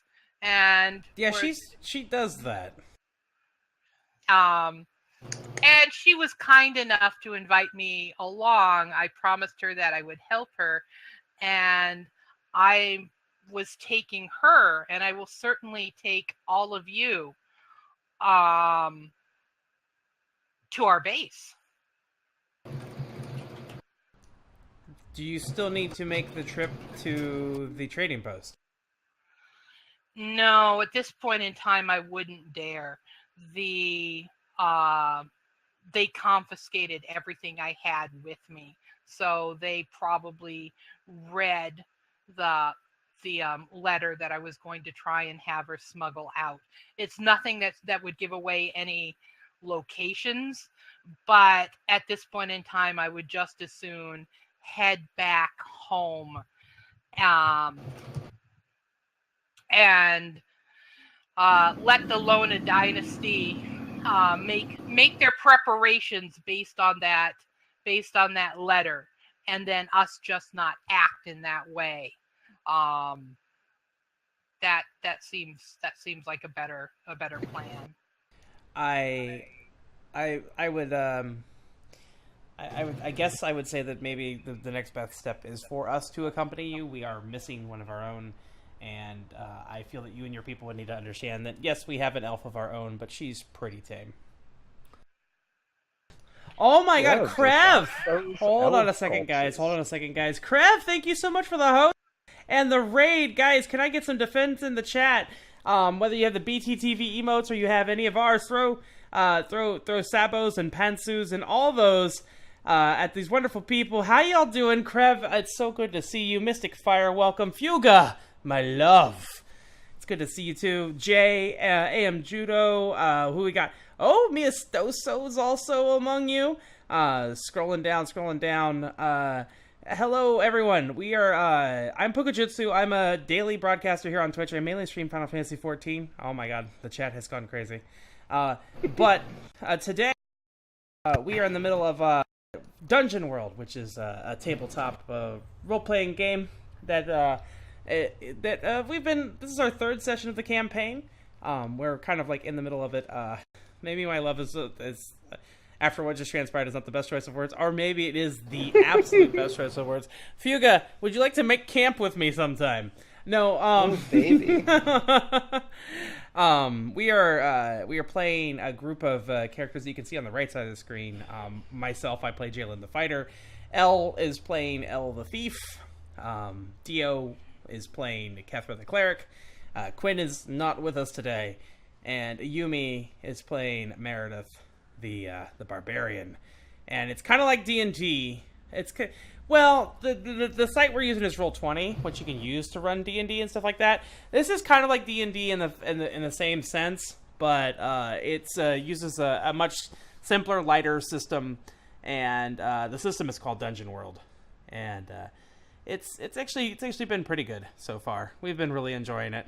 I should note that this is kind of a mature rated stream as of the moment, but I think most of that has passed. And it hasn't. We are currently on an island where the elves are subjugating and enslaving the humans, and we are kind of a group of outsider elves and humans who have just met a member of the human resistance, it seems. So that's where we are right now. There we go. And I'll let Laurel pick back up. I'm sorry for the interruption. But that was yeah. Perfect. I used that opportunity to step away for a second and compose myself after making camp. So Aaron sort of leans forward and says, "Well, the good news is that based on where they took me and based on how to get back to the ruins and get you all to the resistance, there shouldn't be any other keeps in our way. The bad news is we're still going to have to hug fairly close to Mount Oradrun. And I don't know if the god is going to pay attention to us or not, and send some of his own servitors. Normally, the dealings of us creatures of flesh don't disturb him.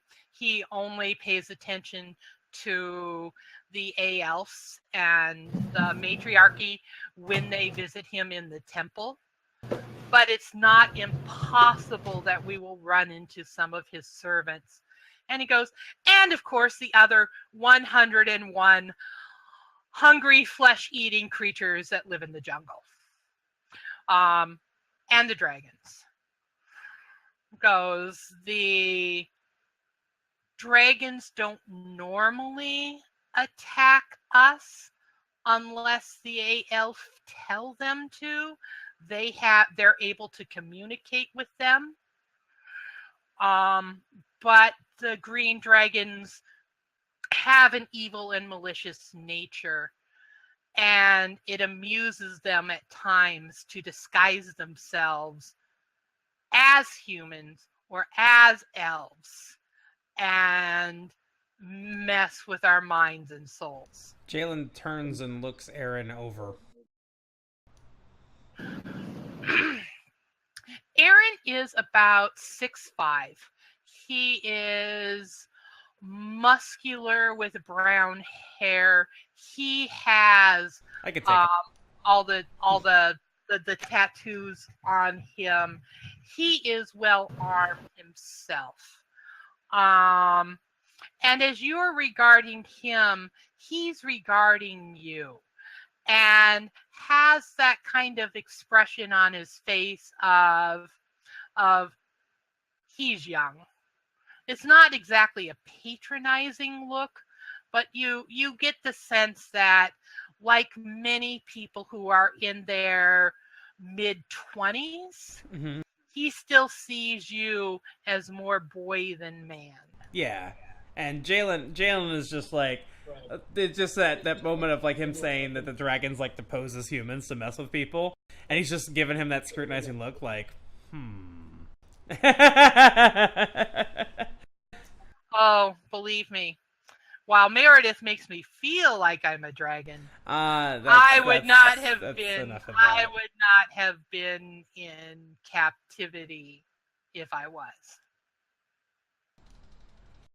I'll believe you for now. Just, out of curiosity, you said you were getting interrogated. Interrogated, yes. Did you give up any information? None that was true. They do not, and he sort of hesitates and he pauses and he goes, they don't realize it yet, but I fear they will realize it soon, that our own alchemists have been at work creating potions that mitigate their magic. And he goes, and I was under the influence of such a potion when I was captured, just because there was a risk. And so they were not able to charm my mind, but I did a very good job of making it seem so. I'm comfortable that they took what I was saying with at least half believing it.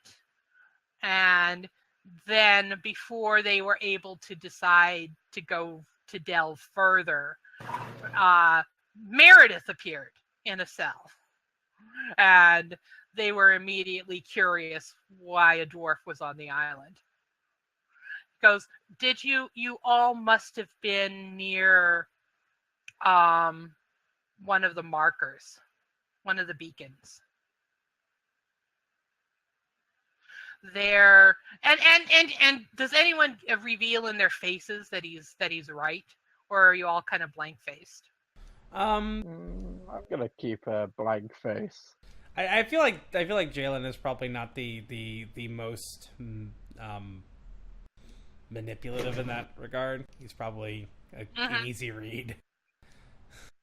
He goes, the beacons are technically used to try and capture the Sagan, but every once in a while, invaders from the mainland do come close, and so they're in all of the most likely landing spots along the coast, and for whatever reason they instantly portal dwarves, halflings, Sagan, anything that isn't elf or human, to the keep, to a cell, and the elves take care of them from there. Or the dwarves take care of the elves. So I've heard. Goes, so I've heard. Yeah. And she goes, so I don't know anything about actual demons. I don't know to believe what the Lona matriarchy say about them being the force of ultimate evil, because in my mind, the Lona matriarchy is the force of ultimate evil. But if Meredith is on the side of the demons, I might just become a demon lover. Oh, she is no demon. He looks almost a little disappointed. So there are others like you then. Yes.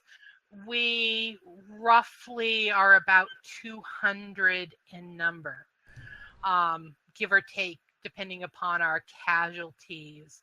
Over the recent years, we haven't been successful in doing any real damage against the matriarchy yet.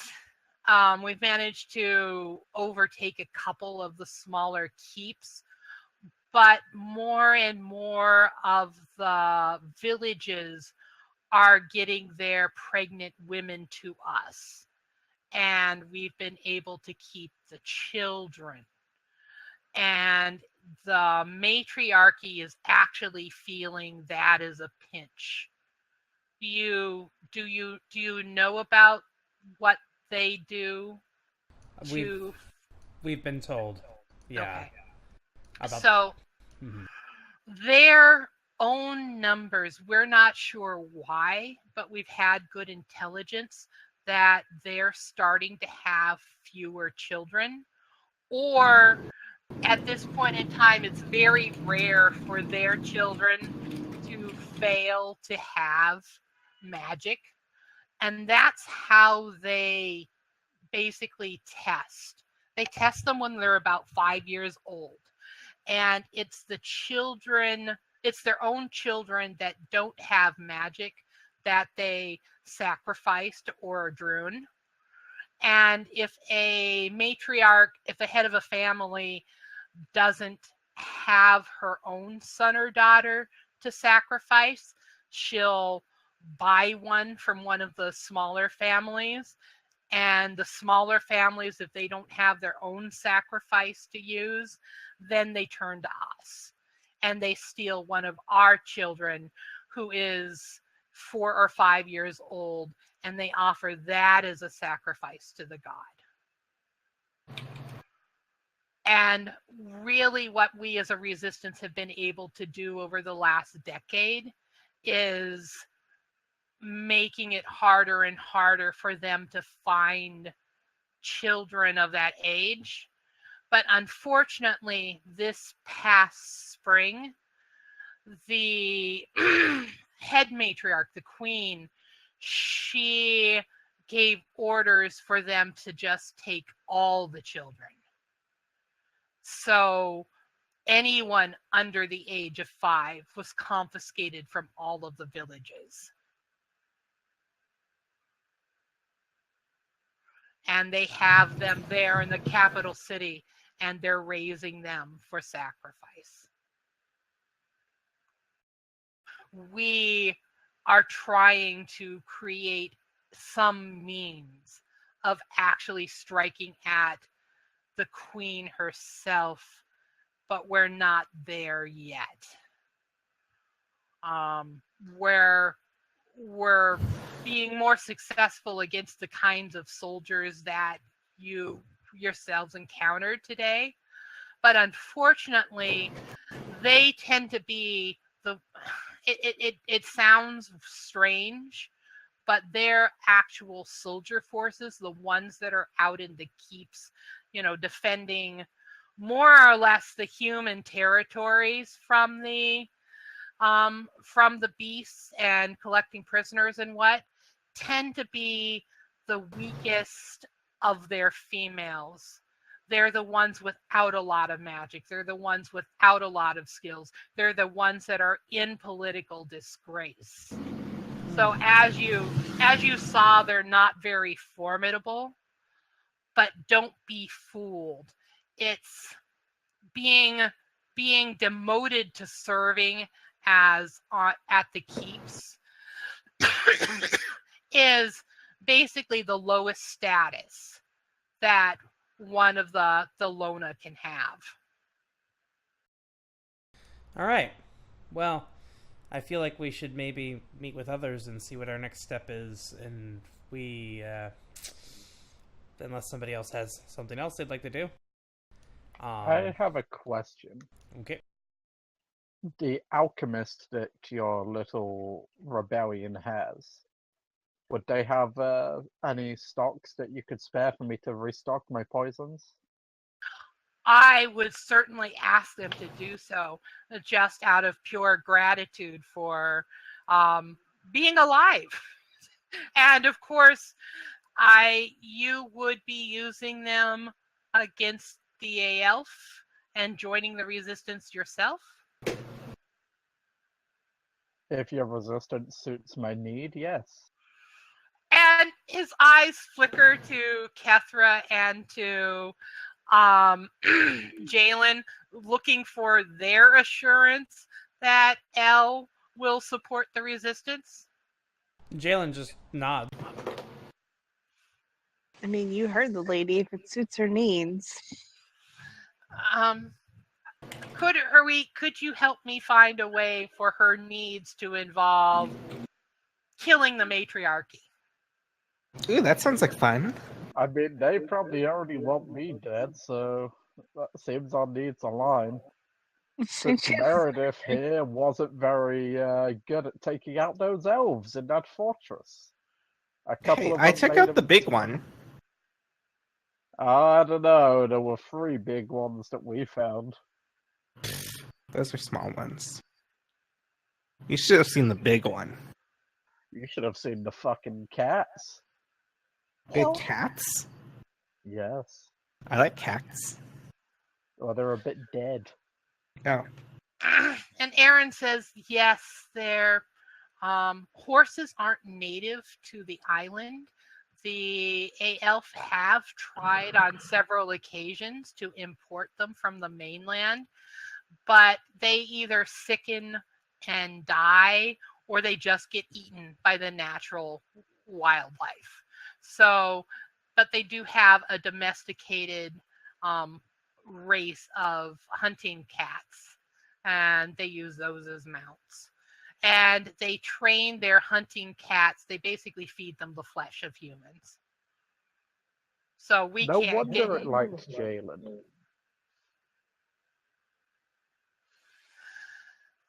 Yeah, I've been bitten by one of those fuckers. It's not pleasant. No, not really. I wouldn't know. I don't plan on getting myself bitten.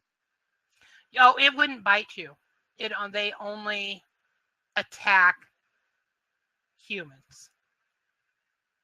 And you could probably just say, here, kitty, kitty, and it would do whatever you asked. I'm liking this island less and less. I quite like it even more. That doesn't surprise me. And Aaron looks at you, Jaylin, and he nods and he goes, it's home. And he goes, and unfortunately, between us and the ruins, we're going to have to deal with the deepest jungle itself. And there are a lot of predators there that are just going to want to eat us, regardless of what race or gender we are. Oh, we found a way to deal with them. And he just smiles and he goes, it gets worse from here. He goes, but I don't know about all of you. I'm feeling pretty refreshed. I'm ready to start traveling again. I would actually I wanted to ask more about Quinn. Apparently he was seen going to the south, and that's we're heading in the opposite direction. You were south from Covedon? Mm-hmm. He was The- heading to the trading post. He could have been going to the trading post. And if so, we could. And he's sort of like calculating it in his head, and he goes, it would take us a few extra days, but we could cut down and try and go to the trading post first. It would take a couple of days, but on the other hand, if we wouldn't have to deal with the deepest jungle, so if we looped around, and he's sort of doing that calculations to himself, and he goes, it would lead to a faster road in the long run to go back down that way. There's just more risk of dealing with the Elle themselves. Yeah, they didn't really seem that tough. It's our only lead, and unfortunately, he is a friend. And I say unfortunately because he seems to get himself in trouble. Yeah, Jaylin here is still trying to teach him to use a shovel. One day he'll learn. Right. And he looks at Kethra and he goes, and one day, fireballs.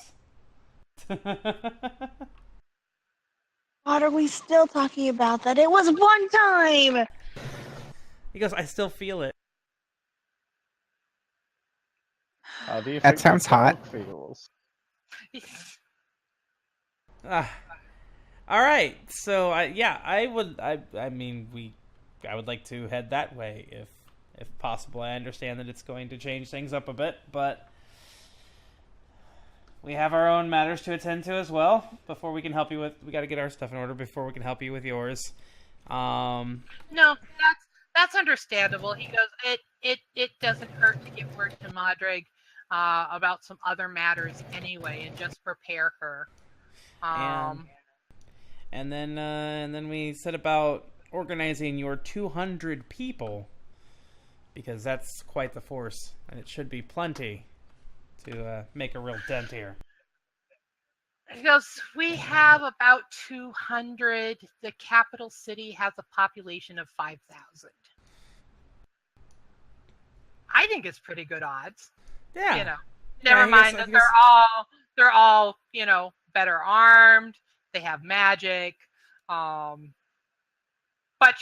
they're a debauched and evil race that worship an evil god. So. Yeah, and I mean, magic itself is quite intimidating, but it usually makes the user weak. And what you humans don't actually know is that you've got demons on your side. And we have a Kethra. Yeah, she'll make sure you're in the battle. She'll give you a bit of a burn just to make sure you're awake. And he looks confused as you're saying all of that. It was one time. One time too many. I see there's a private joke there. Seriously, it's not like you died. I suspect she tried using magic on me today. I can't confirm that. Kethra has magic? Kethra. Well, yes, I do. And his eyes widen. He goes, there's never been a human on the island since we've arrived here that's had magic. There's only been a handful of clerics, and their divine powers, the Elle, the things they do to clerics. Oh, this day just got better. Unfortunately, they won't be doing anything to my cleric. Oh, thanks, Elle. Oh, you are a cleric. And his words actually become almost reverent. And he goes, "That is very useful." You stay away from that cleric, you filthy human. He goes, I'm becoming less and less afraid of you as the day goes on. Oh, That's a you're nice- no fun. That's a nice feeling. He goes, because, you see, she might be your human, but this is my dwarf, and I've seen what she can do. So We've have I. all seen what she can do. I'm not impressed. Yeah, really not. I need to bleach my brain. Meredith! What's up? Are you going to banter with them, or are you going to think, yeah, it's time to get on the road? Meredith has just kind of been sleeping during all of this. Like, she's just kind of off in a corner, her hands are behind her head. Well, I mean, she needs a rest after all that camping. Yeah, no, I was gonna say, like, making camp takes a lot out of you after a while. All right. I say we move on. Also, Doesn't want to be reminded of the camping. Laurel, quick question. Could Yeah. I technically ride on Blue? Because Not at this point, Elle's been awake all night. Elle has been awake all night. Blue is not mount sized, but I want you to roll 2d10, or excuse me, 2d6 plus Constitution, sir. Ma'am. Or ma'am. Fucking triggered. Sorry, I Hashtag fail triggered. at life. Poor Ellie. So, fuck it. That's my Constitution modifier, right? Yeah. So 2d6 plus 0.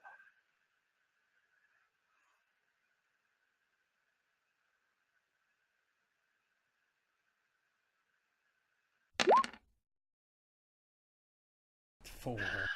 No, not only, but you realize it just hits you. It's like in the stomach as you're thinking about moving on. You're exhausted. The only way you are going forward is if one of these people is carrying you. Otherwise, you're going to have to make them truly make camp and get at least 4 hours of sleep. Hey, Jaylin, if you carry me, I'll let you make camp later. Jaylin makes a face and goes, "All right, we're setting up camp. Let's get some rest." Somebody not out and not Elle can volunteer to guard if they would like. Jaylin will take first watch Excellent. because he's rested, and he didn't spend the night praying, and he didn't spend the night watching people, and he didn't spend the night disappearing into the wilderness. And he Sounds doesn't like want he to make spent camp with anybody. Alrighty. So, you, sir, roll plus nothing.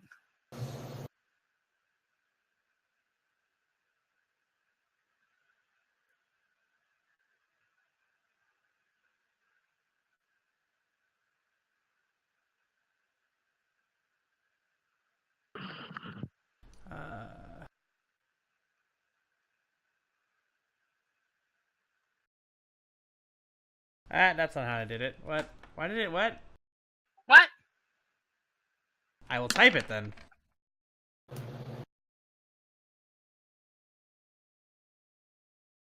Ah, 9. You didn't make up. Oops. There you All right. About 2 hours into it, you hear sounds in the jungle that are kind of headed this way, but not directly. That sounds like it's a very large beast. And everything else, sort of some snarls and some growls. Danger isn't immediate, but you probably want to continue to stay sharp, and you might want to grab the stay sharp move. There's a move. Because we're using There's a perilous move. rules. There's a move. There's a move. Is there now? There's a move. It's an everybody move. What do I roll for the stay sharp move? That doesn't exist. When you wake up, It does exist. Up. So make another. This time I'm actually going to have you get to add your wisdom in. Make another roll. Oh, yay! A wisdom-based roll on Jaylin. This is going to be great. You're right. He's also going to. I assume they have like a campfire going or something. He's probably going to grab like a torch from it, like like light a fire, carry it in one hand, kind of thing. Even if it's daylight, because fire is useful. 8 to stay sharp. Okay. It might have been the fire, and the beast just continues to move on. However, as you're just kind of, sort of patrolling around, and you see something in the distance, towards the southwest.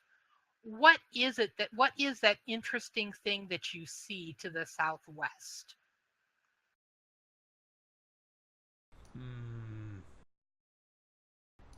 It's a bear. What color is your bear? It is mossy. All right, you see a moss bear. And what is the moss bear doing? The moss bear is assaulting trees.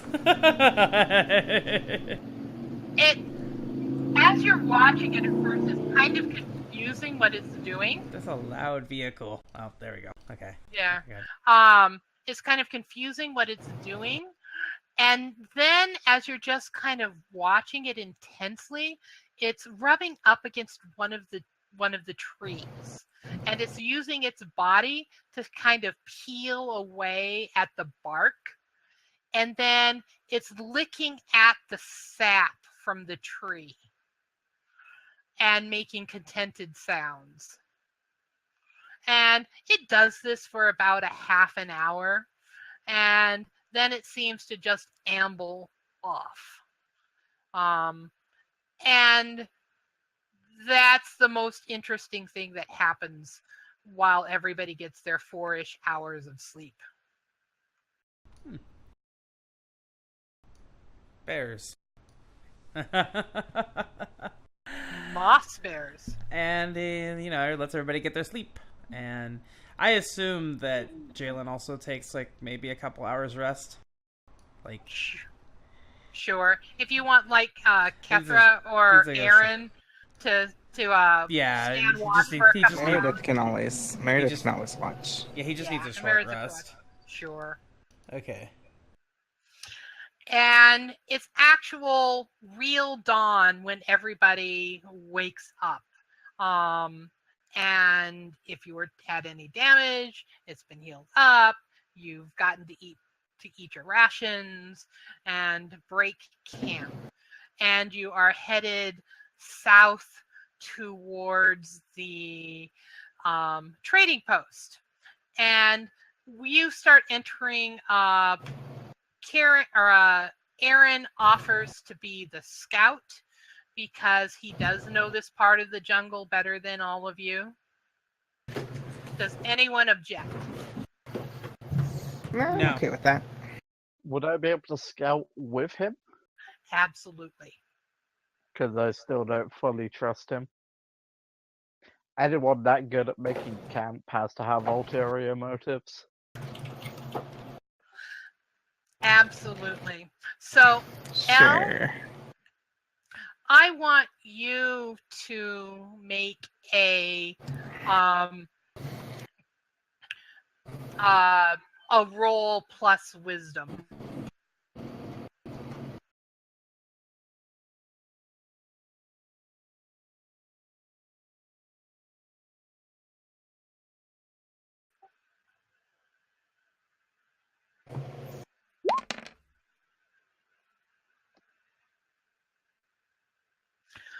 Alrighty. You see him pause for a moment and sort of put up one hand for you, as if he notices something. And you see ahead, there's an area where there are no trees. It's sort of a clearing, and there is a brilliant shimmering pool. What is it that you see in that brilliant shimmering pool?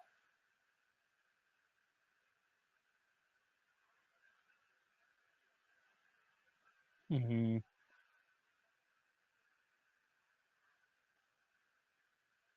Like actually in the water? Or Like in the water or on the side of the water? In the water underneath, I see a sunken chest of some sort that looks like it's been left there. And and Aaron looks at you and he goes, I suspect that's some kind of trap. That might be a mimic, but that doesn't mean there isn't any actual treasure in the water. I think it's worth exploring carefully. What do you think? I'm always down where loot is. Shall we let the others catch up first, or shall we just go there directly? It could be dangerous, so we should probably at least wait for Kethra. All right. So Kethra, Jaylin, Meredith, unless somebody is intentionally lagging, you catch up with the others, and Aaron points at the water, and you see a chest. It's the kind that normally two people would carry, one on each end. That is there underneath some very pale, kind of fluorescently lit water. So it's very obviously can be seen.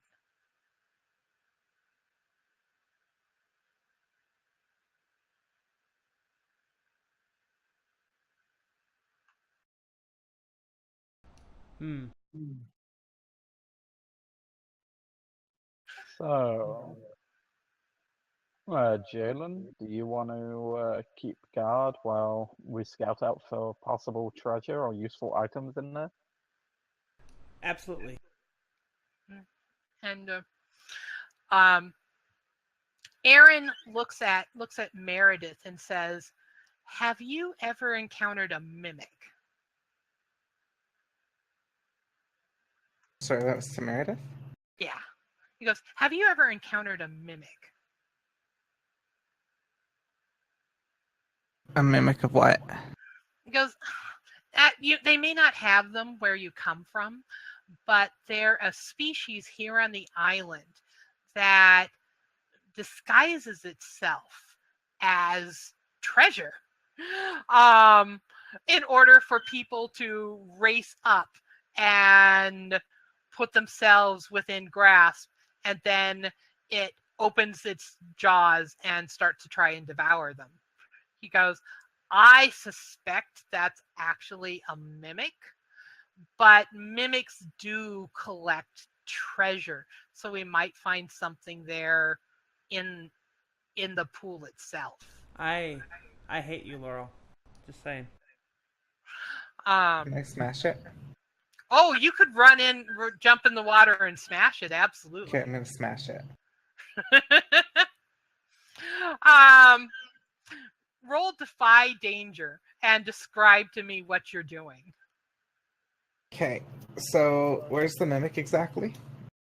It is The thing that we suspect to be a mimic, at least. It is in the bottom of a pool. The pool is probably about 10 feet by 10 feet wide and probably about 8 or 9 feet deep, of just some very shimmering, easy to see through water. There are no trees around. You've got the early light of the morning shining down on it, and the chest itself looks pristine. Okay, so Tell who Jaylin here is- plays? Okay. Go ahead. Who here plays Final Fantasy 14? Yes. Okay, you know the animation for Decimate? Yeah. Okay, so I run up to the edge of the pool, I jump, I do that fucking amazing axe spinny bullshit that they do in Decimate, and then I just fall down through the pool, and my axe is like cutting through the water. And as I'm diving in, I scream, Nachvahala! And I'll go down and I'll fucking smash that shit. Give yourself +1. Roll your 2D. Your 2d6 Okay, plus. so that's a 14 with a It's- +1. Beautiful. Watching her, even if you hadn't been impressed at her performance while making camp, you are awed by the feral grace of this dwarf woman as the axe comes down, slices through the water, slices through the mimic, and two pieces are basically separated out, and the water immediately becomes stained with blood. And Meredith, as you drive it down, your axe comes to rest on something there on the bottom that is worth about 500 gold pieces. What is it that your axe is resting on? It's worth about 500 gold pieces. This is some sort of elf magical artifact. Jaylin, what is the artifact actually shaped as? Let's see. An elfin artifact. It's a flute. Awesome. So you rest on the magical flute. Your blade does not scratch it. Of course not. And you are able to just pull it out. And lift it up and come to the surface with it triumphantly. Elle, the dwarf just stole your chest.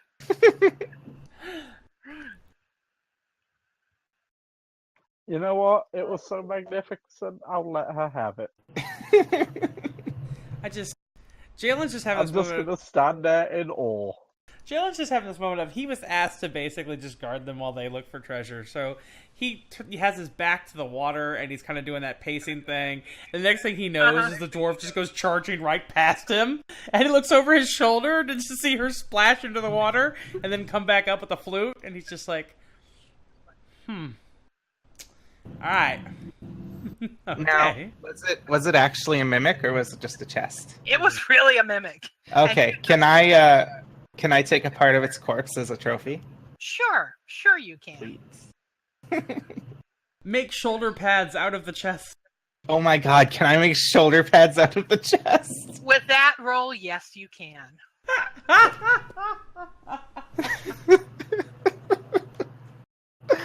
Meredith's shoulder pads are gonna be like how Elle got blue. Now, is anyone okay? And I realize even as I'm saying this, how you're all going to take it, and yet I'm going to say it anyway. So be forewarned. Nope. Oh baby. Does anyone wish to blow Meredith's flute? Okay, I'll blow Meredith after that. Yeah, you will. Flute. Meredith, Flute. are you going to let Elle blow your flute? Oh my god. Oh, I'll give it to her.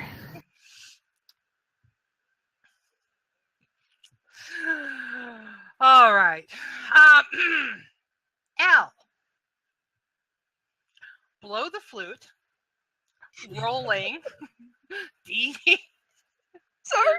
2d6 plus intelligence. Oh, fuck, my downfall. I can't be intelligent while blowing. I'm afraid it is, my friend.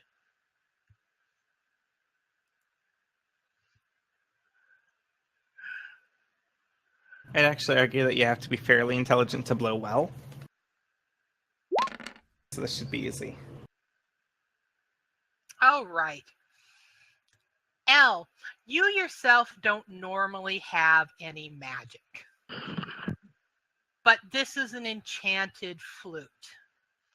And as you blow it, everyone in the party feels a charm spell wrapping and weaving around you. And Elle is suddenly the most beautiful, the most desirable, the most elegant, the most... I smashed my head against a tree. Nothing's changed. No, like Jaylin literally just cracks his head against a tree. 1d4, please.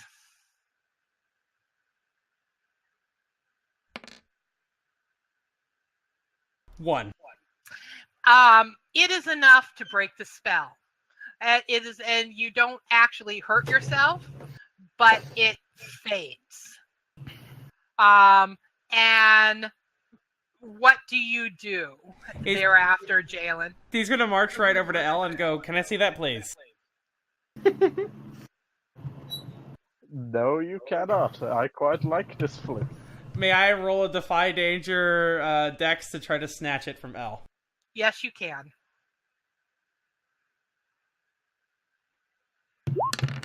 While they're doing this, I'm gonna walk over to Ellie All right. and just kind of wrap my arm around her waist and be like, "Hey there."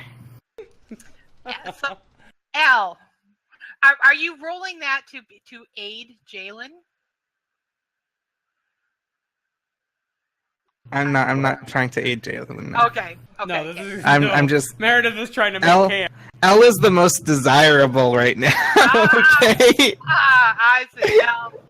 Elle, you have an amorous dwarf rapping at you, and somehow, even though you are normally the more dexterous by far of Jaylin, he gets the flute in his hands.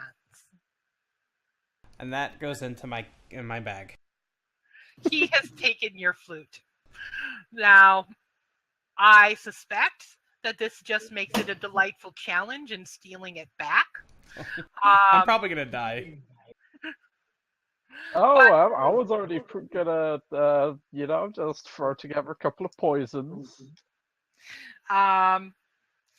But describe for us all the expression on Elle's face as Jaylin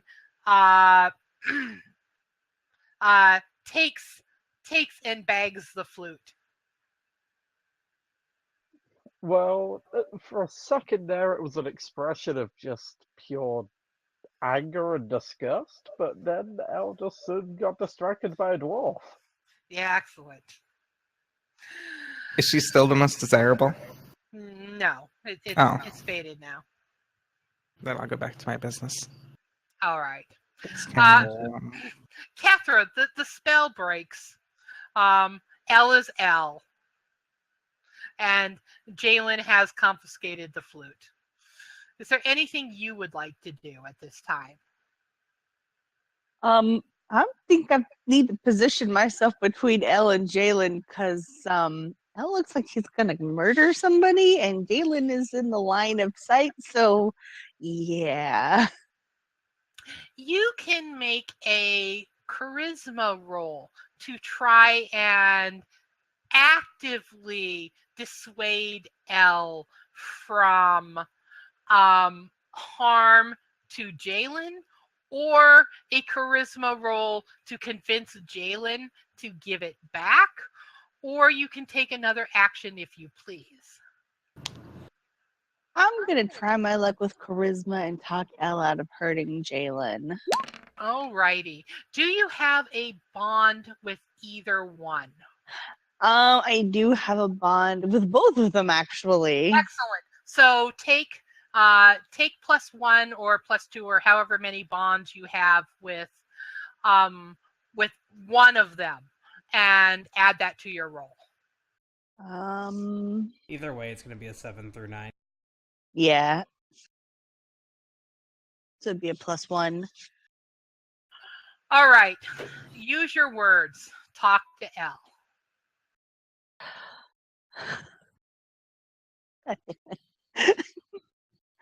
Elle, look, that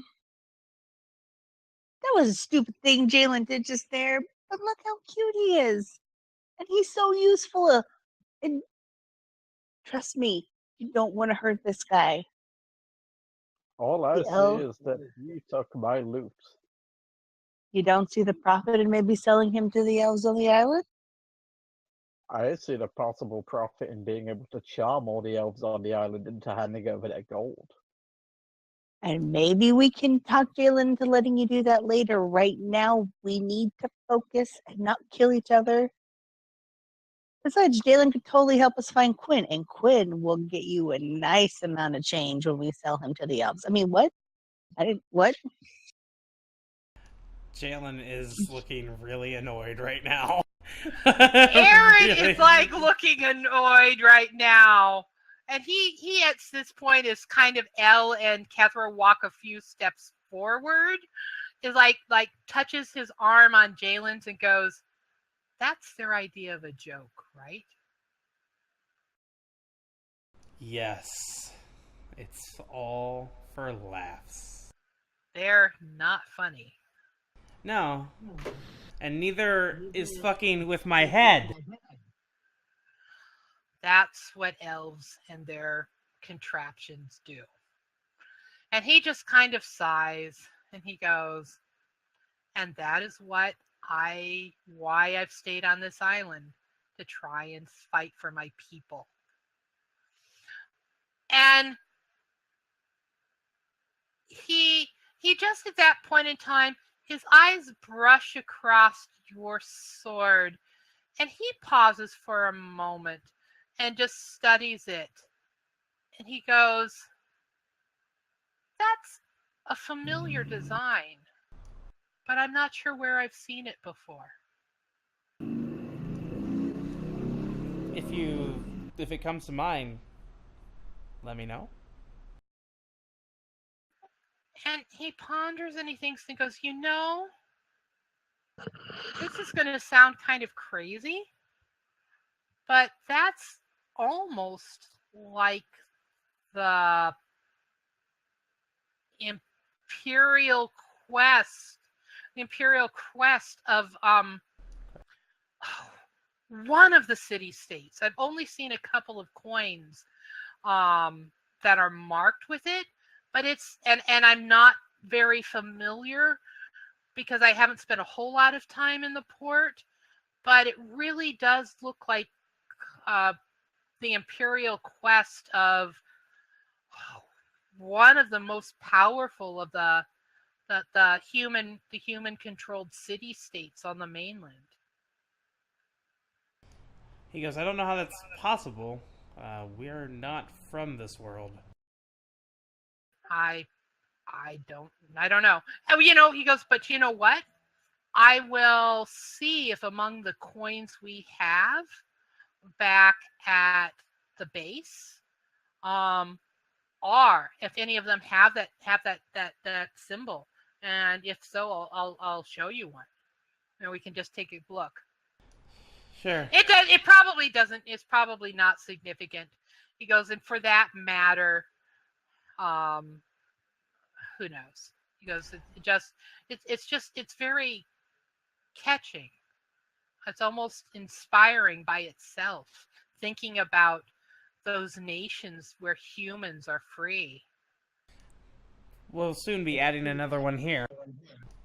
And that's where Jaylin leaves that off, because everyone noticing the sword is kind of starting to really weird him out. Because nobody should notice the sword here.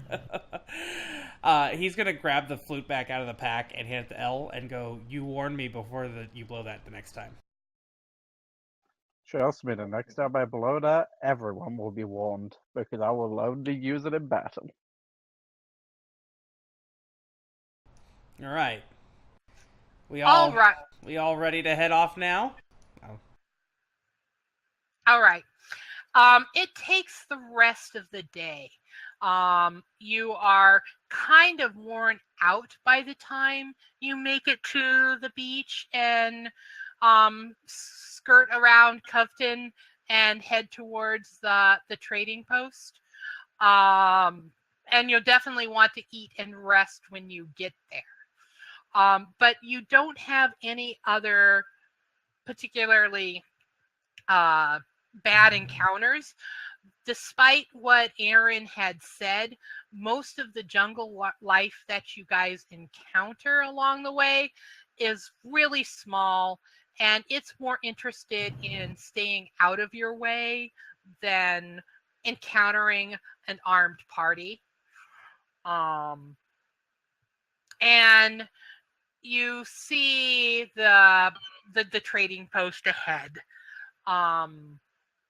Is there anything out of place, Kethra, from the last time you were down here? Is there anything that you yourself notice that is different or changed about the outside of the trading post?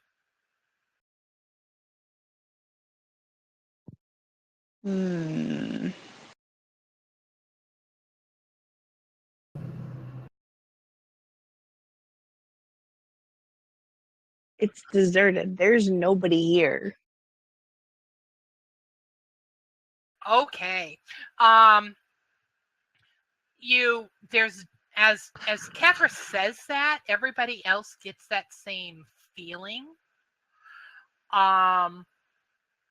There are that's when you see that there are more paw prints, like those giant cats, and there's a lot of them. And they are filling the sand on the way that would be leading to the trading post. And the door to it is ajar. Like it's ajar, like it's gotten knocked off the hinges.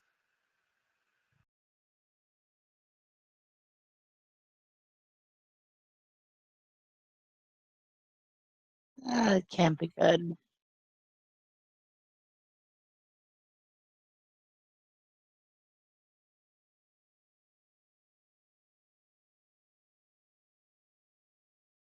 What's everybody gonna do?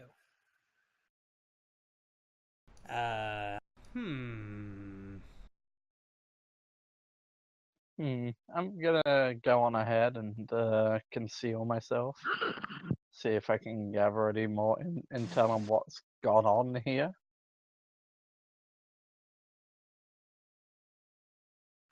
Go ahead and make a. I'm not just going to give you your stealth roll. Go ahead and are you sneaking into it to kind of peek inside and listening along the way? Yeah. You don't hear anything other than the breeze and the fact that the door is in such an angle that it's kind of getting, you know, how that sort of old Western feeling of when a door gets blown by the wind back and forth and it makes that kind of creaking sound. That's what you hear. But even before you see it, you are used to the smell of blood and you smell it inside.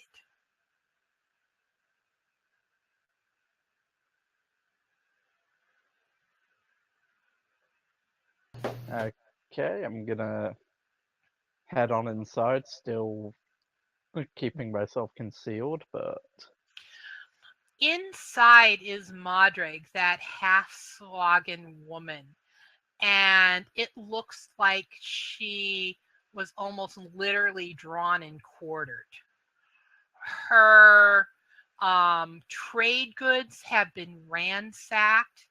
There are signs that the floor has been chopped as if they were looking for things hidden below. The kind of damage that was done here, there was probably somewhere between 6 and a dozen soldiers. And they just tore this place apart looking for something or looking for someone.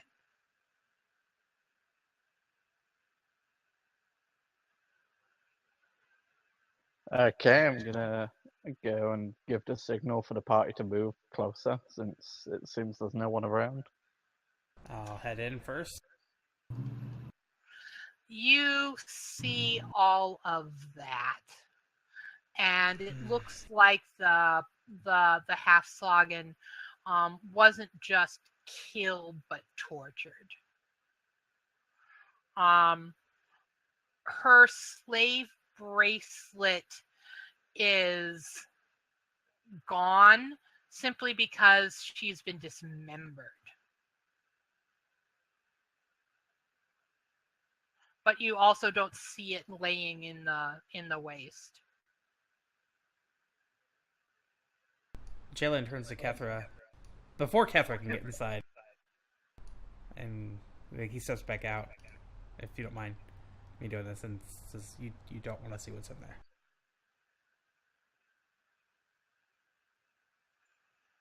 there. Why? Like, what's going on that I don't want to see? She's in pieces.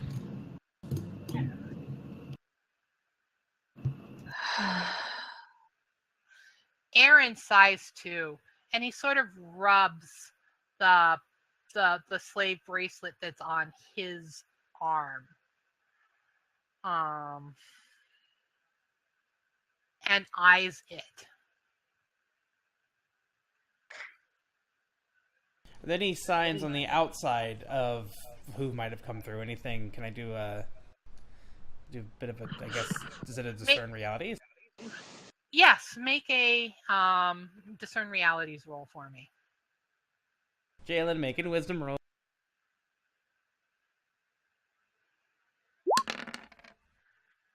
9. Excellent. That will give you one of the questions off the list. And I hate how limited the questions are. So if you want to pick one and rephrase it in a way that's a little more specific, that's okay by me.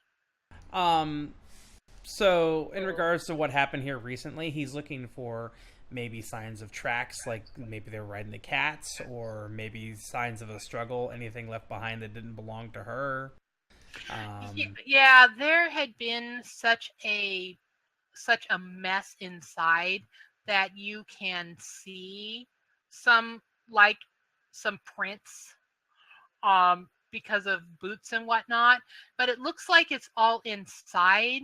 Not the print, the bloody prints don't go out as if they intend. If whoever was inside, they all wiped their boots before, maybe even on her and on on clothes or whatnot before they stepped outside.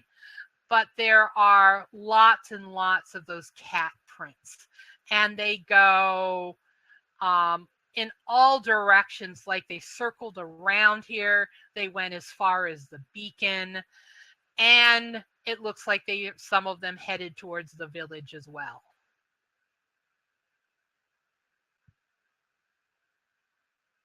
Well, which direction did the riders that came towards the... Oh, we might need to double back and check on the no. Kethra, as soon as he says that, you make a wisdom roll. Alrighty. Oh, come on. Oh, come on. Is wisdom the new religion? She has a +2 on wisdom and rolled a 6. That's some XP right there. That's what that is. That take your XP, that's for sure. Jaylin, yeah, Jaylin's like talking out loud about possible things they might want to do.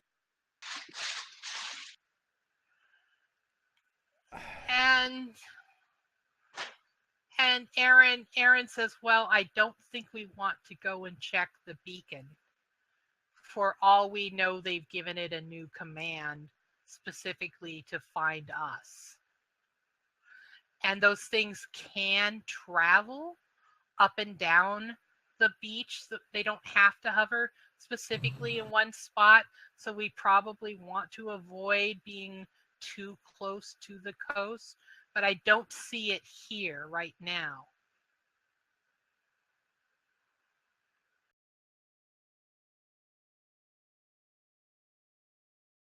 Can I make a discerns reality roll on the inside, see if I can gather any... Absolutely. Anybody can.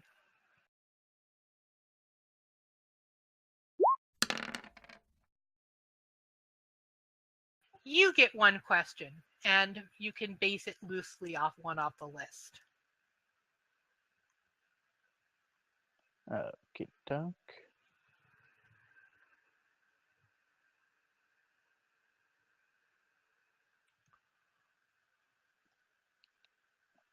What here is not what it appears to be.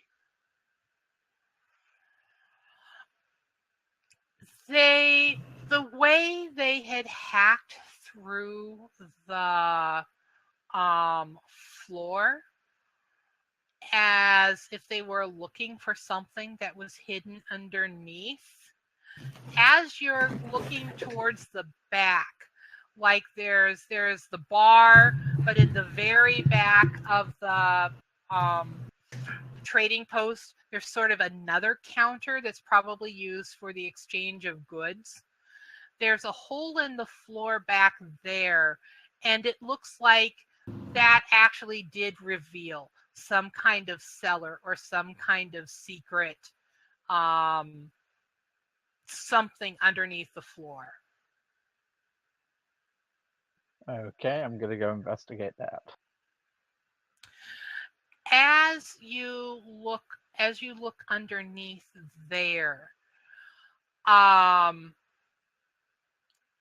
you see it looks like it was some kind of safe room where perhaps people were get hidden.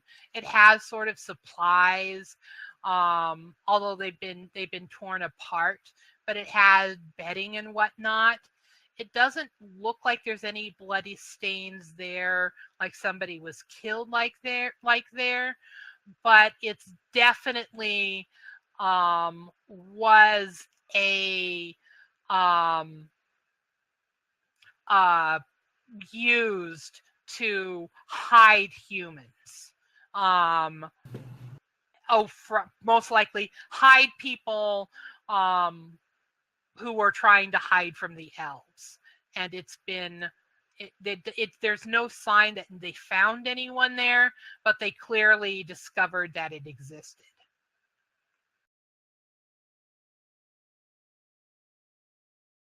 Okay, so I'm gonna regroup with the party and gonna start discussing what we should be doing.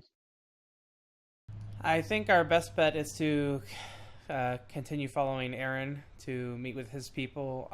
This is the direction that Quinn came in, supposedly, and I have no doubt in my mind that the elves have him. Either way. And I'm really concerned about our friends back in the village, but we've already brought enough trouble to their doorstep. And Aaron says, I agree.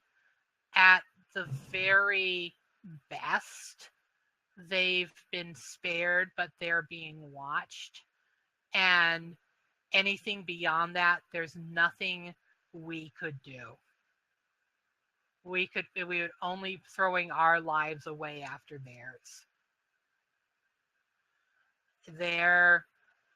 And he's like looking at all of the cat prints. He goes, they're pretty. This goes the matriarchs are pretty pissed, and nothing good will happen to any humans. I suspect they're very much looking for all of us. So it's best that we just move on. We'll have to stay away from the coast, though, because he goes, if they came down here and did this to poor Madrig, they will definitely be using the beacons to look for us too. Well, we'll have then the road is probably being watched, but still it's the safest and fastest route up. I can probably get us there through the jungle. It's but I want to lay out both options to you all. If you want to risk dealing more with the matriarchs and their soldiers and the beacons by skirting along the beach and the road, or if you want to deal with the dragons and the other denizens by making a passing straight up through the jungle.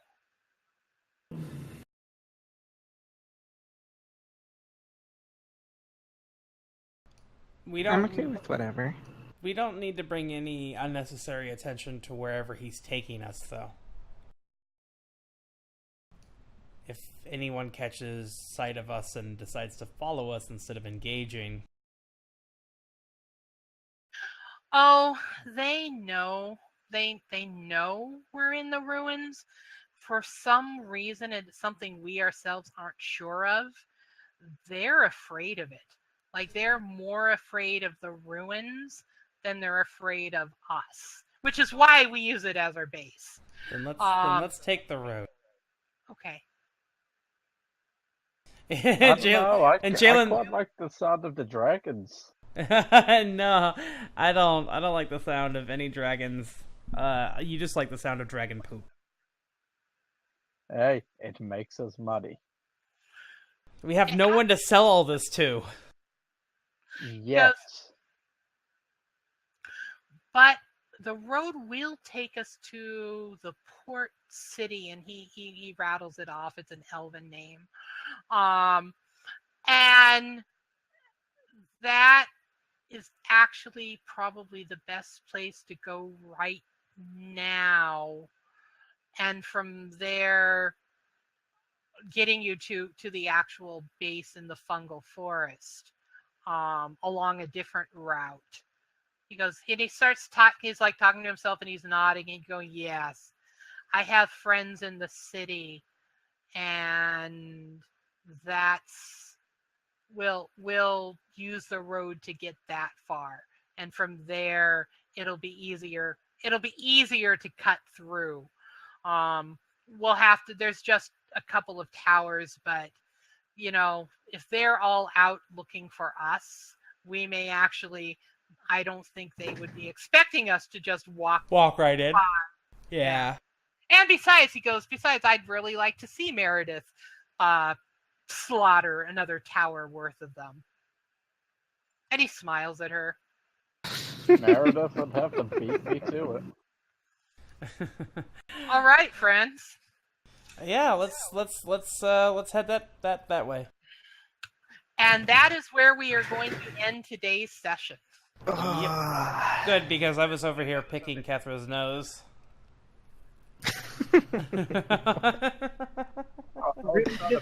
Effort into making a triangle with Yeah, it. I was kind of hoping that Dio would make the triangle.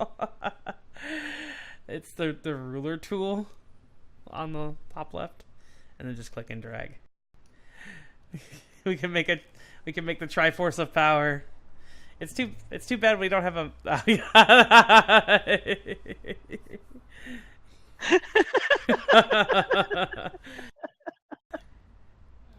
There. You're not mic'd up. I am going to let Pook do his thing. I am going to order Pook and I some lunch, and then as our lunch is on its way, we'll do XP off to the side. All right, guys, I'm gonna mute myself in here, and I'm gonna talk to the stream. Thanks for coming. Well, that's day 39. And she clearly loved it, if you guys could hear in the background. I want to say thank you to everyone who's tuning in, anyone who came from any of the hosts and stuck around. I appreciate that. Remember that if we want some more of this Dungeon World, it's next Sunday. It starts at 9 a.m. Pacific, noon Eastern, every Sunday. That's how that goes. And we'll continue on with the adventures here, and hopefully less camp making and more war making. But I'll be back tomorrow morning, 8 a.m. Pacific, with some Final Fantasy XIV.